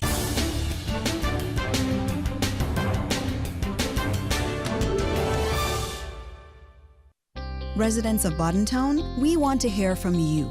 As HSA plans to expand our services and facilities in the Eastern Districts, we want to give you a chance to tell us what services you'd like offered in Bodentown so that we can best serve our community. We invite you to complete our brief online survey by visiting hsa.ky or the Bodentown Health Center for more details. At HSA, we remain committed to caring for you. When it comes to weekly meal prep, I trust Kirk Market to provide the best value for quality proteins. The butchers at Kirk Market are super helpful. They always slice my steaks perfectly. Kirk Market has everything I need for healthy and flavorful protein-packed meals. From lean cuts of CAB choice beef, tender CAB prime beef, the juiciest pork, and all-natural hormone-free poultry, to their seafood section with everything from fresh local snapper to omega-3 rich salmon. I choose Kirk Market for the highest quality proteins to support my healthy lifestyle. Kirk Market. Eat well, live well, and discover a world of choice.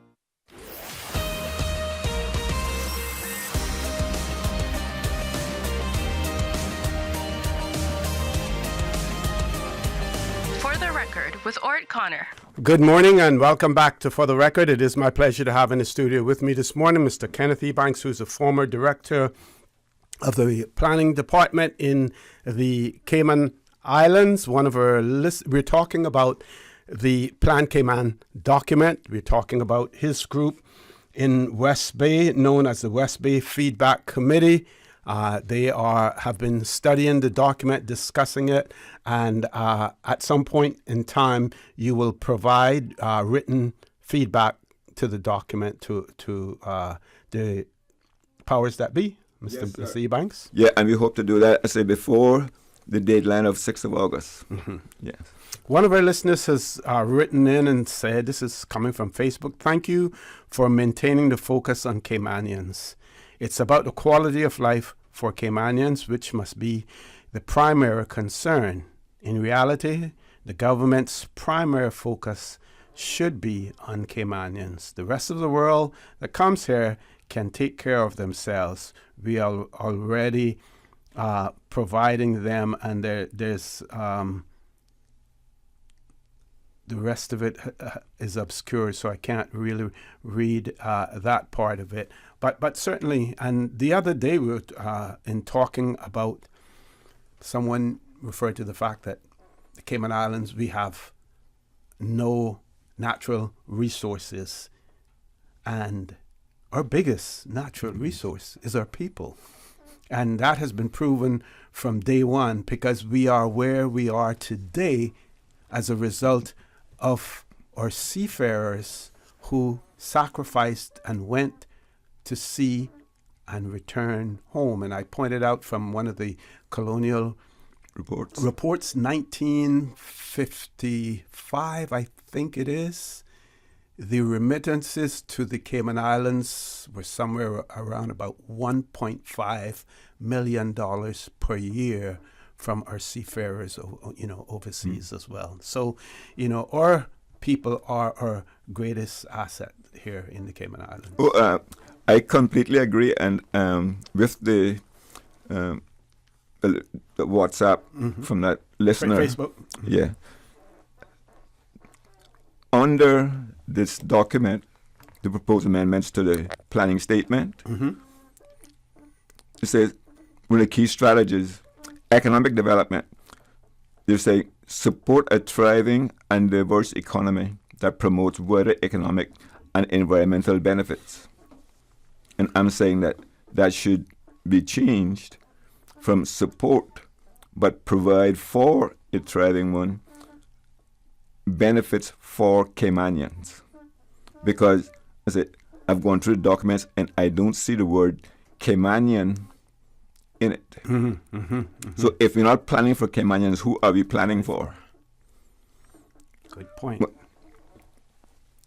Like I said, as it relates to policies and regulations, we find it difficult enough now to actually enforce our own laws and regulations, and I see it being much more difficult to enforce a policy. Some of the most, one of the bigger policies we've had have been the Go East policy, the food security, energy policy, but what are really the tangible benefits that we have accrued from those policies? Food security, we are now taking some of the best agricultural land, which this document does try to assist with preserving the best agricultural land. Let's see how successful we can be at that, but that's one of the better parts of the document. I see where they're trying to preserve the best agricultural lands. Food security, a lot of the agricultural lands is now being developed for housing. You got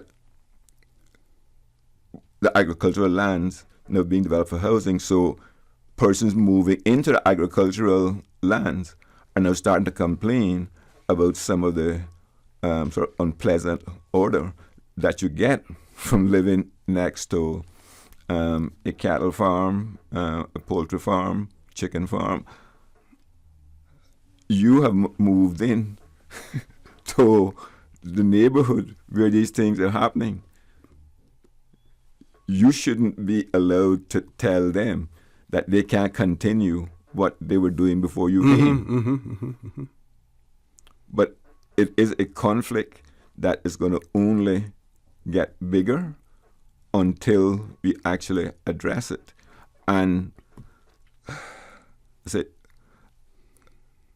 over the years, successive governments, in my view, have not really paid sufficient attention to protecting the agricultural lands that we have in these three islands.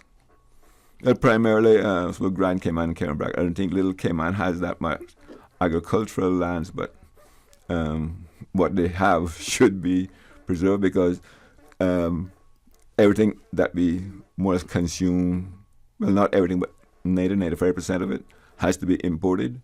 If during hurricanes or whatever, no ships, no planes, what are you going to do? I mean, granted, your agricultural crops will probably get damaged during. Yes, yeah. But now, we have seen where the government has taken steps to acquire more beach property to ensure that remains in the hands, of Caymanians. Would you then say that same needs to be done when it comes to agricultural lands? If you don't necessarily acquire it, you zone it in such a way that it remains that way. And then how do you address the concerns, or how do you incentivize, let's put it this way, how do you incentivize those persons who own agricultural land to keep it as agricultural land rather than trying to redevelop it and convert it, to for some other purposes other than agriculture? Okay. One particular method that has been used fairly successfully in other jurisdictions. Let's just use you as an example, saying that let's assume you have 10 acres of land in Lower Valley. Pristine. Wish I had. It's an aspiration. Yes. You have 10 acres of prime agricultural land in Lower Valley. You have 1 acre of land in Georgetown, on Cliff Rock. You really can't farm that per se, even though you could use different types of farming techniques. But okay, so you have 1 acre of non-arable land in Georgetown, 10 acres of prime arable land in Lower Valley. Those 10 acres of prime arable land in Lower Valley could have, let's say, under the current regulations, 25 houses. The 1 acre in Georgetown have 5 houses. So, okay, what we will do for you is take those 25, or those 20 houses that you could put there, and let you put them on your site in Georgetown. So you've preserved the 10 acres of good land. You've also now made probably the maximum use of your 1 acre in Georgetown. So in that instance, it's a win-win for everybody, because it's about the most efficient use of property. Take in a stretch of land 1,000 feet, divide it into 100-foot lots, you get 10 lots. If you divide it into 50-foot lots, you get 20 lots. Now all of a sudden, the cost of your road, other utilities, electricity, water, that has now also decreased by 50%. So you've now made the land, it's now become a lot more efficient use of property, less expensive for the developer, which should translate into a lower lot parcel, a lower lot cost to the consumer. Got you. Let's switch gears. Ms. Susan, we're going to take the commercial break now. When we return, we're going to talk about planning in the Cayman Islands, structural planning or planning laws, the impacts of hurricanes, how successful we have been in the Cayman Islands as a result of our planning laws as well. Folks, don't change that dial. Please stay tuned for the record. We'll be back shortly. At Doctors Hospital, we know life happens, and usually when you least expect it. So when unexpected medical issues arise, you need quality care close to home. Located in the heart of Georgetown, our accomplished team of physicians and medical staff treat minor urgent conditions such as migraines, chest and abdominal pain, shortness of breath, burns, broken bones, open wounds, and more. 24 hours, 7 days a week with no appointment necessary. Peace of mind is important when life happens. At Doctors Hospital, we're always here just for you. Need to speak to someone? Call 949-6066. You know who this is? That same old girl that went to Hollywood and Panama? Well, guess what? The fun ain't done yet. Because this year, I'm going to country concerts in Denver. I got kick up my heels in Times Square. I got keep living the dream with Cayman Airways. We so blessed to have them. I tell you what though, this old girl's feeling younger than ever. Make your travel dreams come true with Cayman Airways, offering international non-stop flights from Cayman to New York, Miami, Tampa, Denver, Los Angeles, Panama, Kingston, Mobay, La Ceiba, and Havana. Enjoy free rum punch, free in-flight entertainment, free seat selection, and free meals on select flights. Call 949-2311, contact a travel agent, or visit CaymanAirways.com. When it comes to weekly meal prep, I trust Kirk Market to provide the best value for quality proteins. The butchers at Kirk Market are super helpful. They always slice my steaks perfectly. Kirk Market has everything I need for healthy and flavorful protein-packed meals. From lean cuts of CAB choice beef, tender CAB prime beef, the juiciest pork, and all-natural hormone-free poultry, to their seafood section with everything from fresh local snapper to omega-3 rich salmon. I choose Kirk Market for the highest quality proteins to support my healthy lifestyle. Kirk Market. Eat well, live well, and discover a world of choice. At Kirk's Home Center, we can make your life much better. We got it all together. We got a great deal in store for you.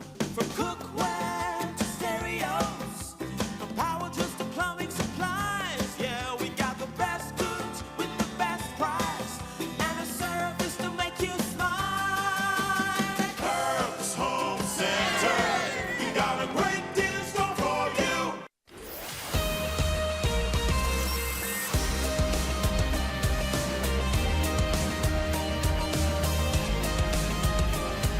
For the Record with Orrett Connor.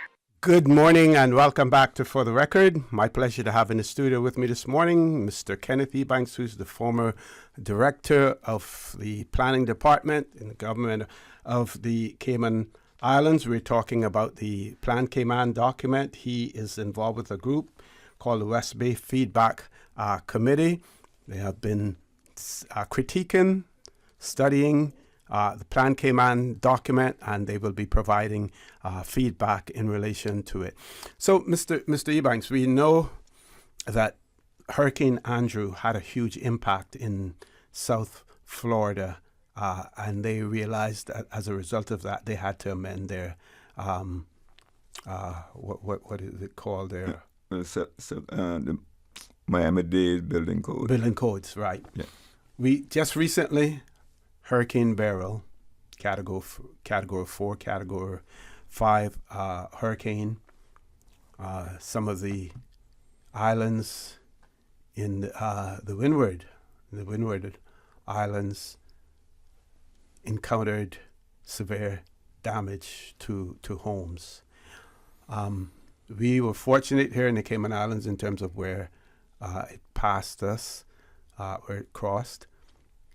But at the same time, we know that the structural integrity of buildings, in particular homes, has a lot to do with the ability to withstand, certain hurricanes.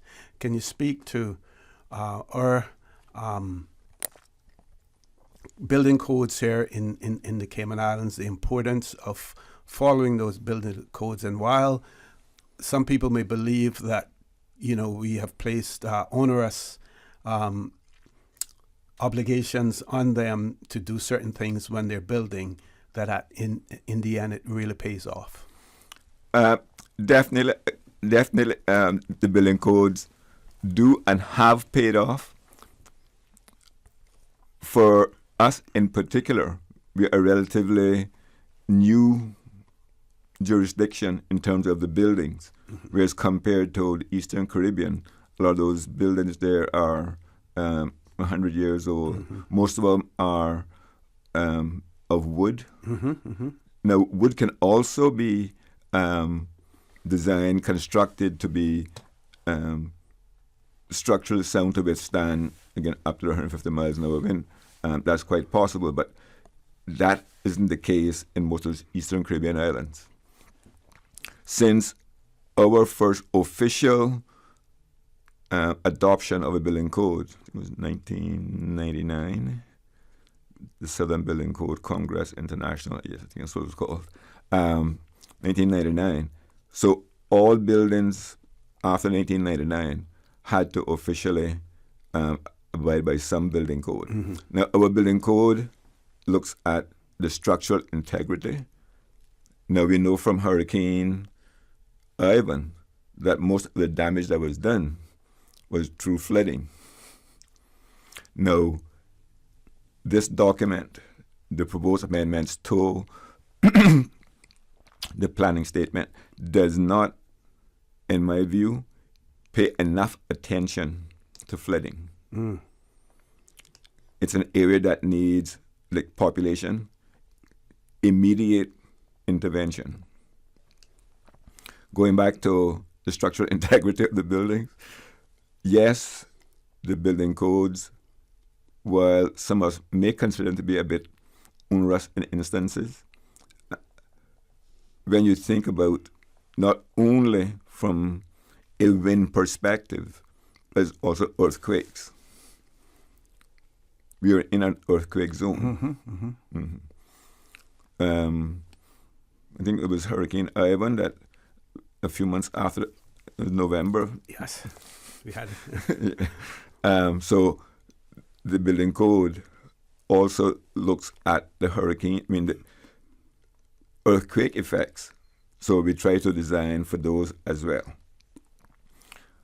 And we're now using the 2009 International Building Code with some amendments to address specific concerns for Cayman.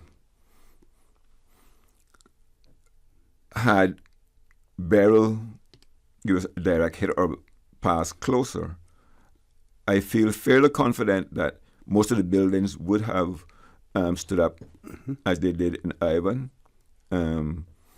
Roofing may be a little bit of an issue, but flooding definitely would probably have been the most, where we got the most impact from.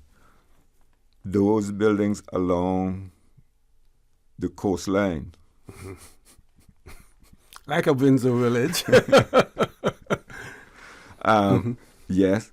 Now, in other jurisdictions, you see where those buildings are basically up on stilts. They may have some enclosed areas below, laundry or whatever, but they call them washouts. So if they go, the structural integrity of the building is not compromised, and you're not really losing any habitable space per se. I think it's what we need to have on our coastlines, as well as the setbacks from the sea should also be increased. Before, it used to be basically along the vegetation line. That's where we need to start back from. Mm-hmm. Now, how do you, again, convince, other than having it in legislation, I don't think that there's any way to convince those persons who haven't lived on the coastline before, see it as the best thing since, sliced bread, that I'm in the Cayman Islands and I'm living right on the beachfront. I'm on the shoreline. I can see everything that is taking place, but they don't don't know the dangers, of that. How do we convince those? We were able to convince the developers of the Westin when they redeveloped the old Gallen Beach site. Saying, I think that's what it was called, Casarena, yes. Western Casarena. Yes. You can leave those trees in front, do some trimming up. Your guests will still have the benefit of beautiful sunsets, views to the 7 Mile Beach, but your impact on the coastal dynamics, the impacts of the sea on you would be less if you more or less stayed back to where old galleon used to be. We were able to do that with them.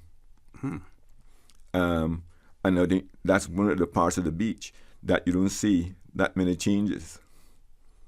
Compared to the Marriott, who didn't heed. Nope. We went to Grand Court on that one. Okay, tell us about that. Again, the minimum setback, the 100 feet. They say, okay, this is 100 foot.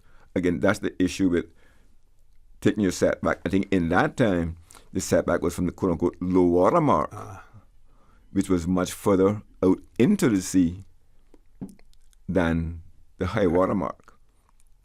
So that's one of the issues there. We were trying to get them to set back further.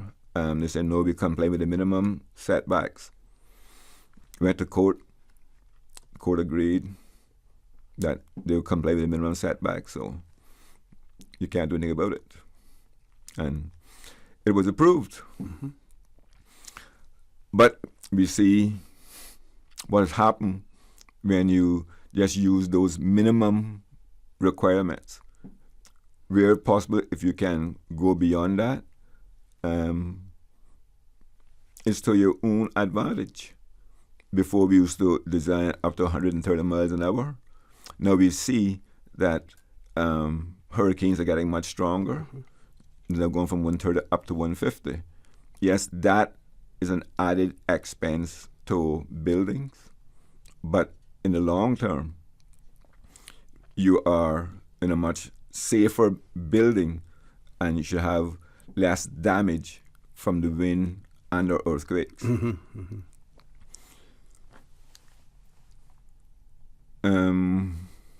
Lost my train of thought there for a minute. Okay. Yeah, we'll take a commercial break. When we return, the conversation with Mr. Kenneth Ebanks will continue, former Director of Planning within the government of the Cayman Islands. The only thing better that we could have on here today would be, to have his predecessor in the room with us, at the same time. But, we're hearing it from an expert. We're hearing it from a person who has had experience in the field, who has been there to enforce the planning laws and the planning regulations as well in the Cayman Islands. No better person to hear it from than Mr. Kenneth Ebanks. Don't change that dial. Please stay tuned for the record. We'll be back shortly. So much happening so fast, too much. It is hard for me to follow my health care instructions. The private counseling with West Bay Pharmacy literally saved my life. At West Bay Pharmacy, we know how complex medications can be.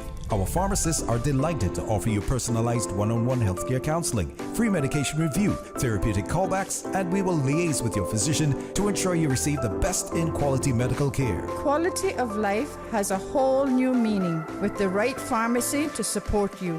Thank you, West Bay Pharmacy. West Bay Pharmacy in Centennial Towers. Convenient quality care is just around the corner. Now you can WhatsApp your West Bay Pharmacy prescriptions to 516-0777.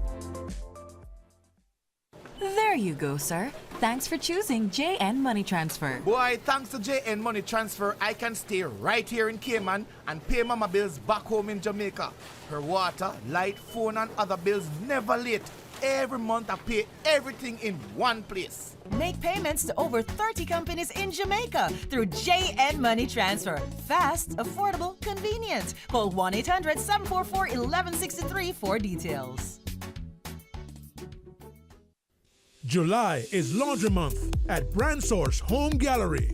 Get ready to save big with 15% off on all washers and dryers, both domestic and commercial, and 30% off on selected laundry items. Is your washer or dryer on its last spin? Now's the time to upgrade. From GE, LG, Samsung, Beko, Electrolux to Frigidaire, save up to 30% on laundry appliances during the month of July. Visit Brand Source Home Gallery on Dorsey Drive in Industrial Industrial Park or call 623-5000. Check out BranzosCayman.com for more deals. Voted Best Appliance Store of 2023. The sun is out and summer vibes are in at the Miss Global International Pop-Up Fashion Show with sustainable couture, sizzling island vibes swimwear, and evening wear. Saturday, July 27th at the Wharf Restaurant, starting at 6 p.m. and ends with Dancing Under the Stars. Tickets are only $25 and includes canapes and a drink of your choice. Let's beat the summer heat with a night of fun and meet our 2024 Miss Global International Cayman Islands and Miss Global International Philippines. Tickets available on Eventpro. Radio Cayman News. Not guilty verdicts in the rape and indecent assault trial of the Honourable Makifah Bush. Mr. Bush says his fight is not yet over. Because I intend to bring a motion asking for a commission of inquiry against the DPP. There is a real failing on the part of the DPP. Radio Cayman. Your voice, your choice for today's biggest news.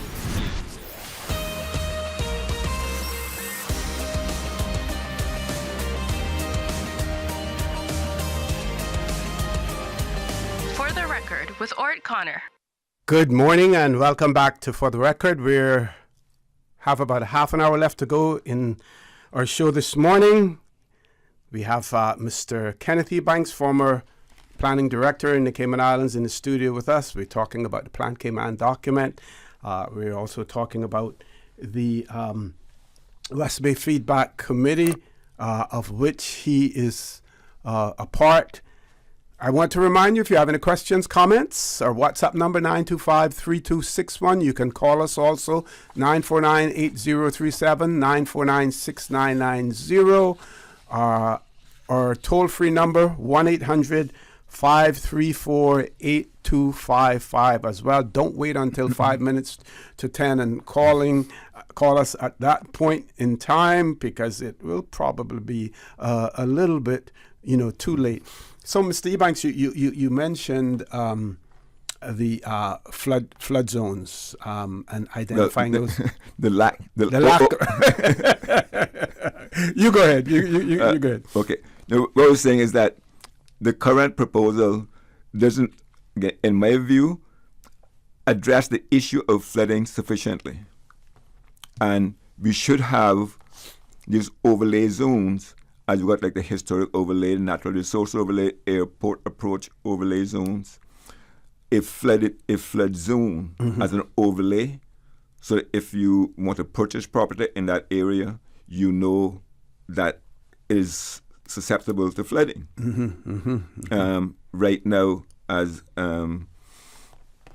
let's say a West Bay going into some parts of Bordentown, may not know that some parts up there flood really bad. We'll buy property there, the price is right, but it cost me an arm and a leg to bring it up to a certain level to avoid flooding, which when I realize it may be too late. So I think greater emphasis would need to be placed on flooding. And not just on your particular site that you wish to develop, but what are the impacts of your development within this larger flood zone. Okay. Because what hazard management does now is to identify those areas that are prone to flooding, but not necessarily pointing out or calculating the impacts that it will have on other areas. For instance, for example, the development in West Bay, where we saw all of the water right near to where the new Rubis gas station has been established now. We have heard residents talk about where's that water going to go when it no longer is going to be restricted to that area because they have built it up. Right. I have to cross that area almost on a daily basis. And actually right now, the stench, because the water still hasn't subsided, and the stench along parts of Barabano Road there is getting almost unbearable. Wow. NRA had some pumps there a couple of weeks ago, pumping it from one side to the next, which didn't really help. So that is as a result of how the developments are approved now. On this particular parcel, you quote unquote take care of your own stormwater, but it doesn't say, okay, because this was a flood area, water used to flow in this direction or like this, you put in your building in this location at this elevation, etc., you are now changing. You're now changing the dynamics of the hydrology. That is not taken into account, not under our current legislation or in this policy document. I don't think enough attention has been paid to that, and I think that's why we need to have these flood overlay zones, which will identify those areas and say to the policymakers, okay, we need to pay special attention and not just be so specific or site-specific in our approvals, but make sure to see how our approvals affect the wider area. Yeah, extremely important, right? Because at this point in time, the onus is on whom, for that. It is basically the builder, or when you see the after effects of it, then it's basically almost too late then for you to address it. Yes. So again, let's stick with that one there on on Baraboo Road. Yeah. The Rubis. Well, it's no longer. Not really a gas station anymore. I mean, it's some of everything now. It's a convenience. Expensive, but staying with that, they under the current policy, they're saying that if you provide like one deep well for every 450 square feet of impermeable surface, that will take care of the stormwater on your site. On your site. Now, I say again, by changing the natural hydrology, then your site, how does that development impact that wider community? And we don't look into that now, and something that we need to starting yesterday. Okay. Also, with waterfront setbacks, there are some parts of the beach that are more susceptible to erosion, and in those cases, the setback should be further. And again, I think that's where we could have these waterfront setback overlays as well. Since time is running out, if I could mention, sure. I want you to focus on on the document and your observation, your group's observations. Not going to ask you to tell us what's going to be in terms of your feedback yet. We don't want to tip our hands to that. But at some point in time, once you have submitted it, then we would want to hear from you in terms of what suggestions, what comments, what feedback your group has given. Gladly, sir. Okay. Section 5 of the document talks about other policy considerations. One of those was the subdivision of land. If you notice now, if you subdivide land, you put in the roads, water, and to a degree, lights, but there's no provision for sidewalks. Oh. And if you build in just houses, still sidewalks aren't required. But how are you supposed to get about in a neighborhood walking from your house to the next house? So I think sidewalks should be a requirement. Now you say, okay, well, what happens when someone wants to develop their property? Well, you then cut out that section of the sidewalk, do your curbing so you can get in and out of your property, and you build it back. Yeah. I guess the assumption is everybody's going to be driving a vehicle. That's how much we're hooked on the vehicle. Yeah, yes. So I think that should be there. We're looking at design. You talk about, define the Cayman architecture. I agree that we need to get back there. When we tried that several decades ago, unsuccessful because there's a lot of opposition. What is Caymanian architecture? So let's define it, and then everybody knows what it is.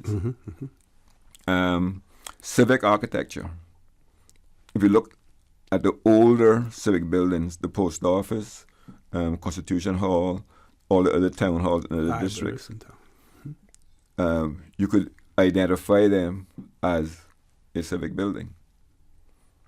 The Glass House, well, the new government admin building, well, it's a nice building in its own right. That could be any office building in Georgetown.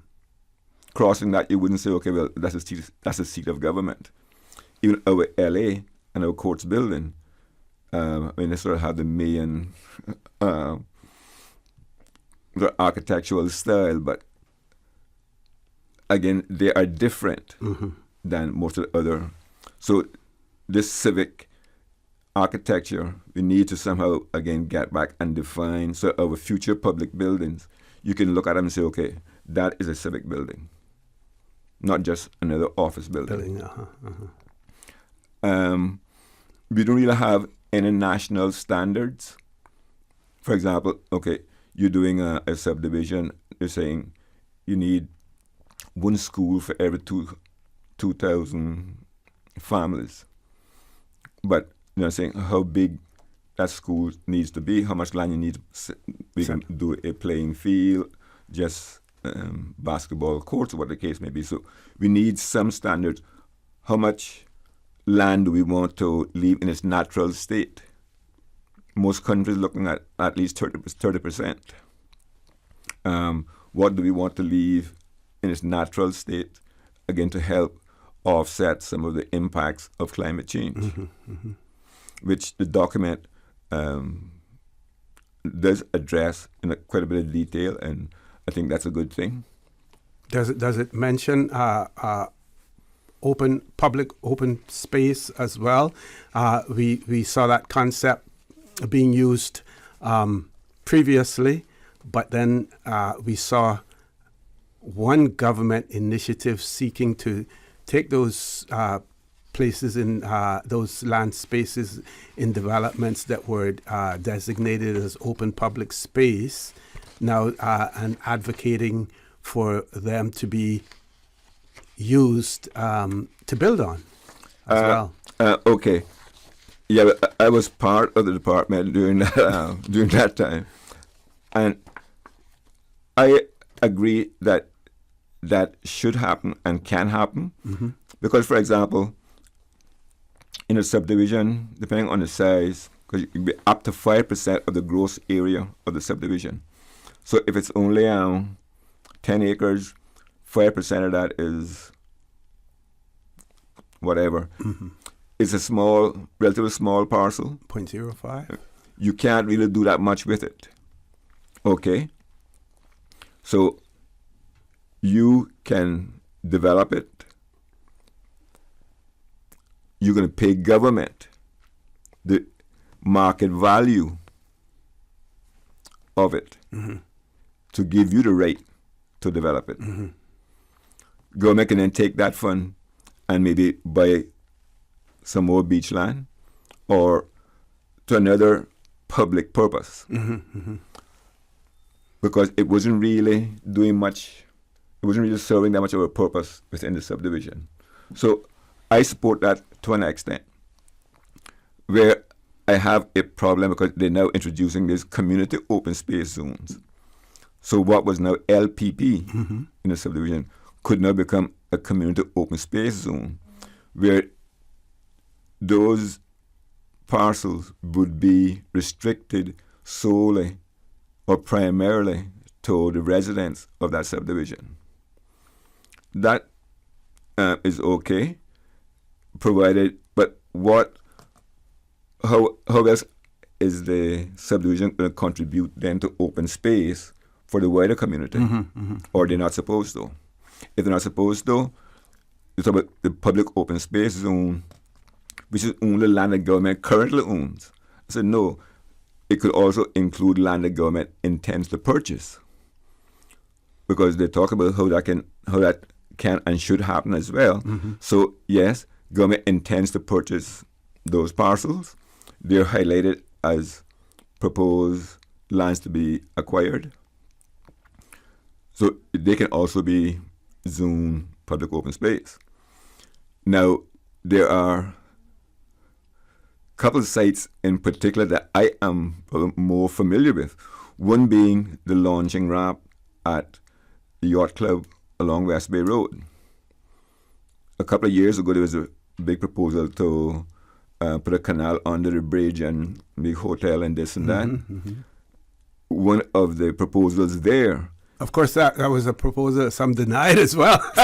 Said it didn't exist. One of the proposals there is to cut off the public's access to that launching ramp, because that'll then become community open space. There's also a piece of property up in Barkers, up at Double Head.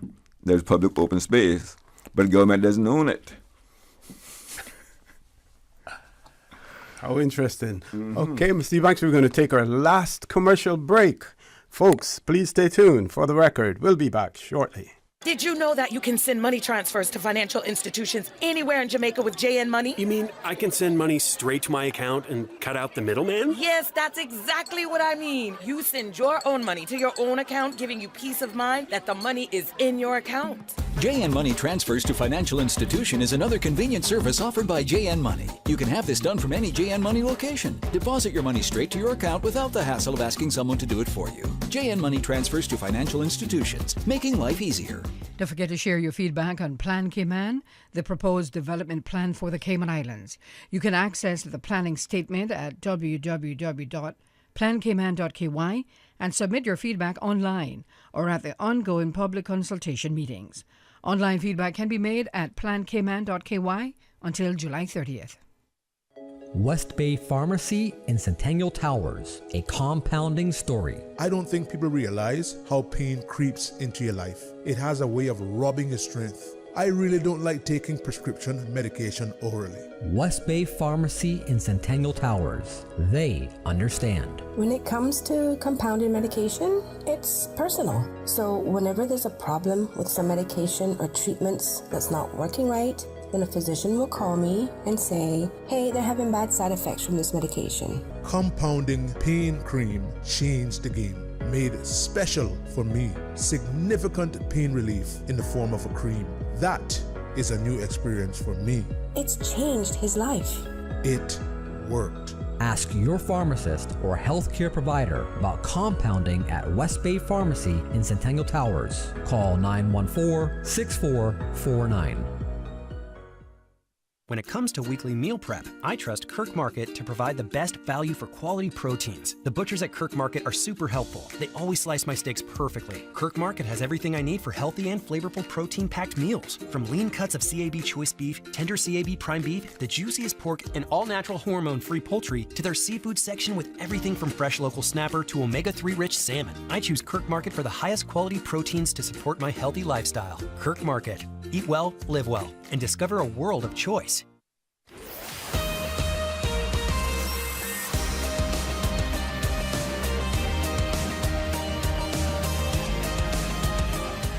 For the Record with Orrett Connor. Good morning and welcome back to For the Record. We're on the last leg of the show this morning. We have about 12 minutes left to go in the show. In the studio with me this morning, we have Mr. Kenneth Ebanks, who's a former director of the planning department in the government of the Cayman Islands. He's involved with a group called the West Bay Feedback Committee, which is analyzing, studying, critiquing the Plan Cayman document. We have a caller, and we also have a WhatsApp message where one of our listeners has asked Mr. Ebanks to explain the residential zones and how it would impact us especially young families, in the Plan Cayman document. Let's grab the caller first, and then if that caller has any questions as well, we will ask you to address both of them at the same time. Caller, good morning. Welcome to For the Record. Good morning, gentlemen. Peter Schmidt here. Good morning, Peter. I hope you both are well. Yes, thank you. Okay. I wanted to say I've been listening on to part of your broadcast this morning, or the interview, whatever we shall call it. Now, some of the things I have a little difficulties with, but I guess as a layman that can be expected. But the big elephant in the room, in my opinion, is that we seem to be, we meaning the Cayman Islands, and especially its elected representatives, seem to be unable to come to terms on the garbage disposal situation.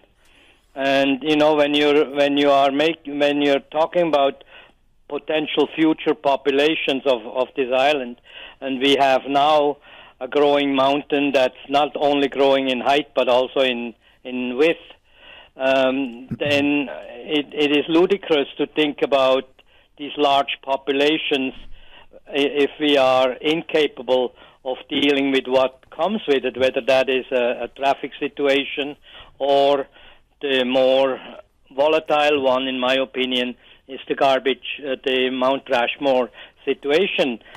It is my belief that why we cannot come to a conclusion on the negotiations on that is because it has become unaffordable for us. I believe that it would cost so much to actually tackle that on a proper course of action that it would just be a cost that no politician wants to bring to the people at this point in time. So, in my opinion, the future well-being of Grand Cayman in particular, but we can say Cayman Islands in total, is to take care of these kind of potential health issues. They could be disastrous if we had a hurricane that had a slightly different path, and so that's really one of my big concerns now. I said last election, I said I wouldn't vote for anyone that did not work hard on getting a solution found for Mount Rushmore. Lo and behold, we're here again. So that's my comments today. Thank you. Thank you very much, caller. Peter, thank you very much. And yes, I agree with you. And I want to mention that, but I chose to mention traffic because that I hear a lot more people complaining about traffic right now than Mount Rushmore. But yes, that is an area that, I mean, how long have we been trying to get this deal done? Mm-hmm. And it definitely isn't going to get any cheaper as time goes on. Yeah, it would have spanned now at least 2 administrations. And one of those had 2 terms. Yes. So, yes, Peter, I wholeheartedly agree, sir. That issue needs to be addressed pronto. Mm-hmm. And it's not going to get any cheaper. It's going to become more and more, expensive. It's the same as trying to find routes for new roads. It might have been vacant today, but someone went and built a house there. Mm-hmm. Back in the 80s, when Carson and I were in planning, we were trying to implore on government, purchase the surrounding lands north of the airport. Mm-hmm. Purchase those lands, now they're vacant.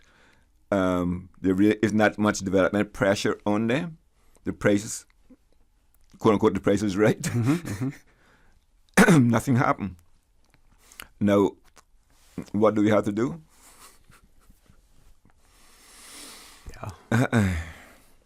Okay. And residential zones, yes. Yeah. They're now proposing to introduce basically 2 new zones, one called the estate residential zone, which is saying for larger lots, and that would be probably in those agricultural lands. So like now, up until a couple of years ago, it was one house per acre. Now that's down to, I think, 2 or 3 houses per acre. They're saying about to make now some larger lots. How large those lots will be has not been defined as yet. That'll come in the regulations and in the area plans. They've also introduced a new single-family residential zone, which will only be for houses. No duplexes, no apartments, just houses. Again, the lot sizes are not addressed, and they'll come later. And they've left the low density, medium, and high densities basically as they are currently. How they will impact young families? Young families. The high density land is where you get the smaller lots and the greater densities. For example, currently in the low density residential zone, you can get up to 15 apartments per acre, or roughly 4 houses per acre. In the high density zone, you get up to 24 apartments per acre and about 6 houses per acre. So you get a better bang for your dollar in the high density areas.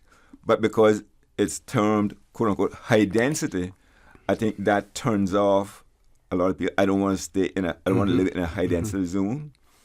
Some jurisdictions have gotten around that by referring to them as R1, R2, R3, R4, which I would sort of advocate for to an extent here as well, because that now would tie in neatly with the building code. And the building code has umpteen different uses that can happen in each of these R zones.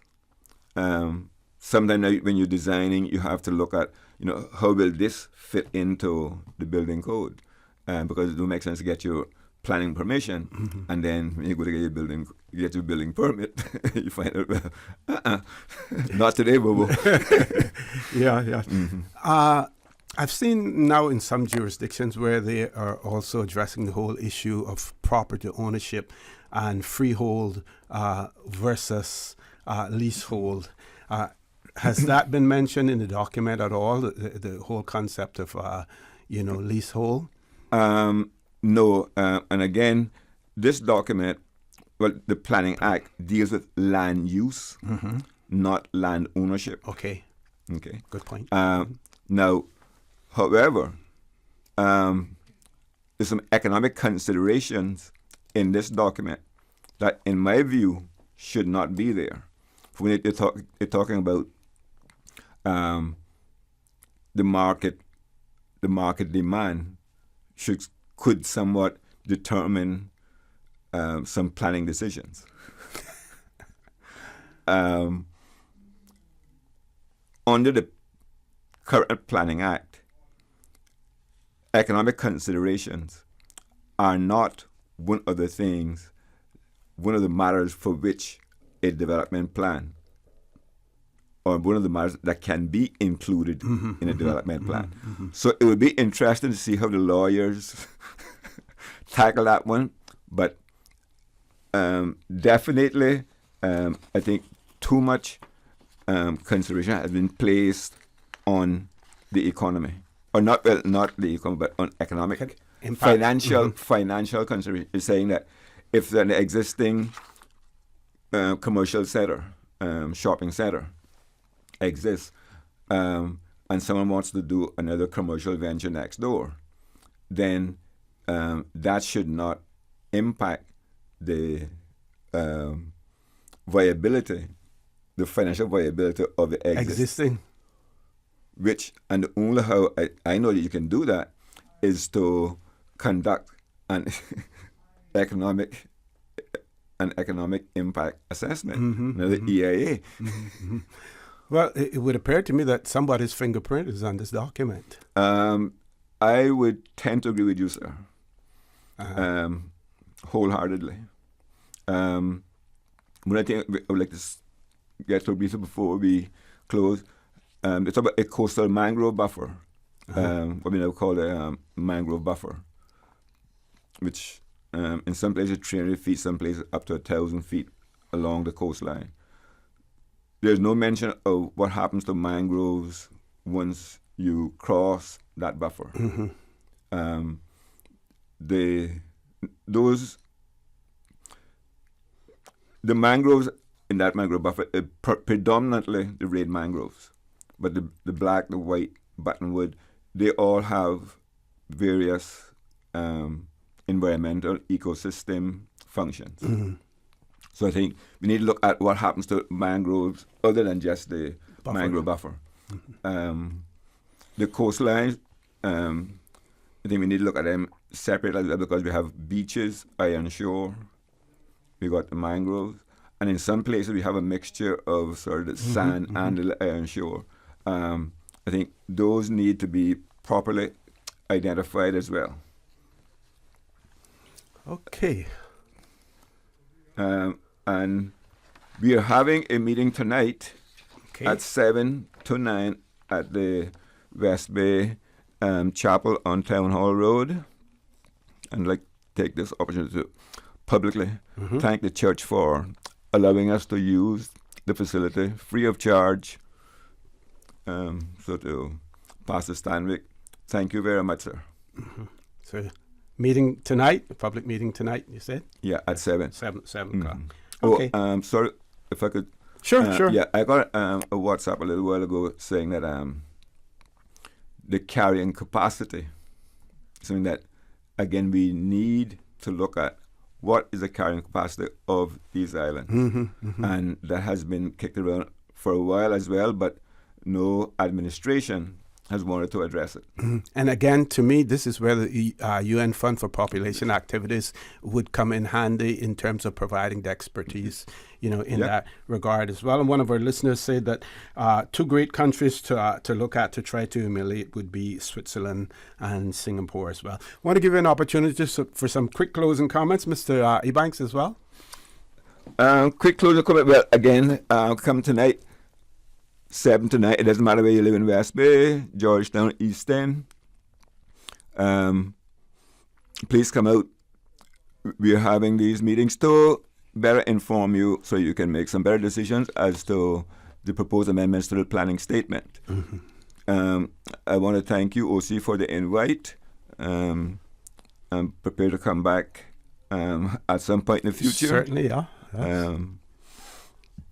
I hope that I was able to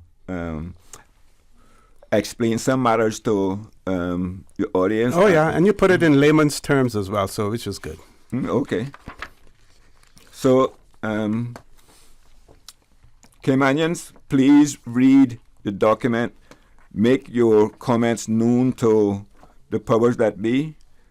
Do wait until like 5 minutes to, because it will be too late. And you can't say you didn't have an opportunity to comment. Yep. Thanks.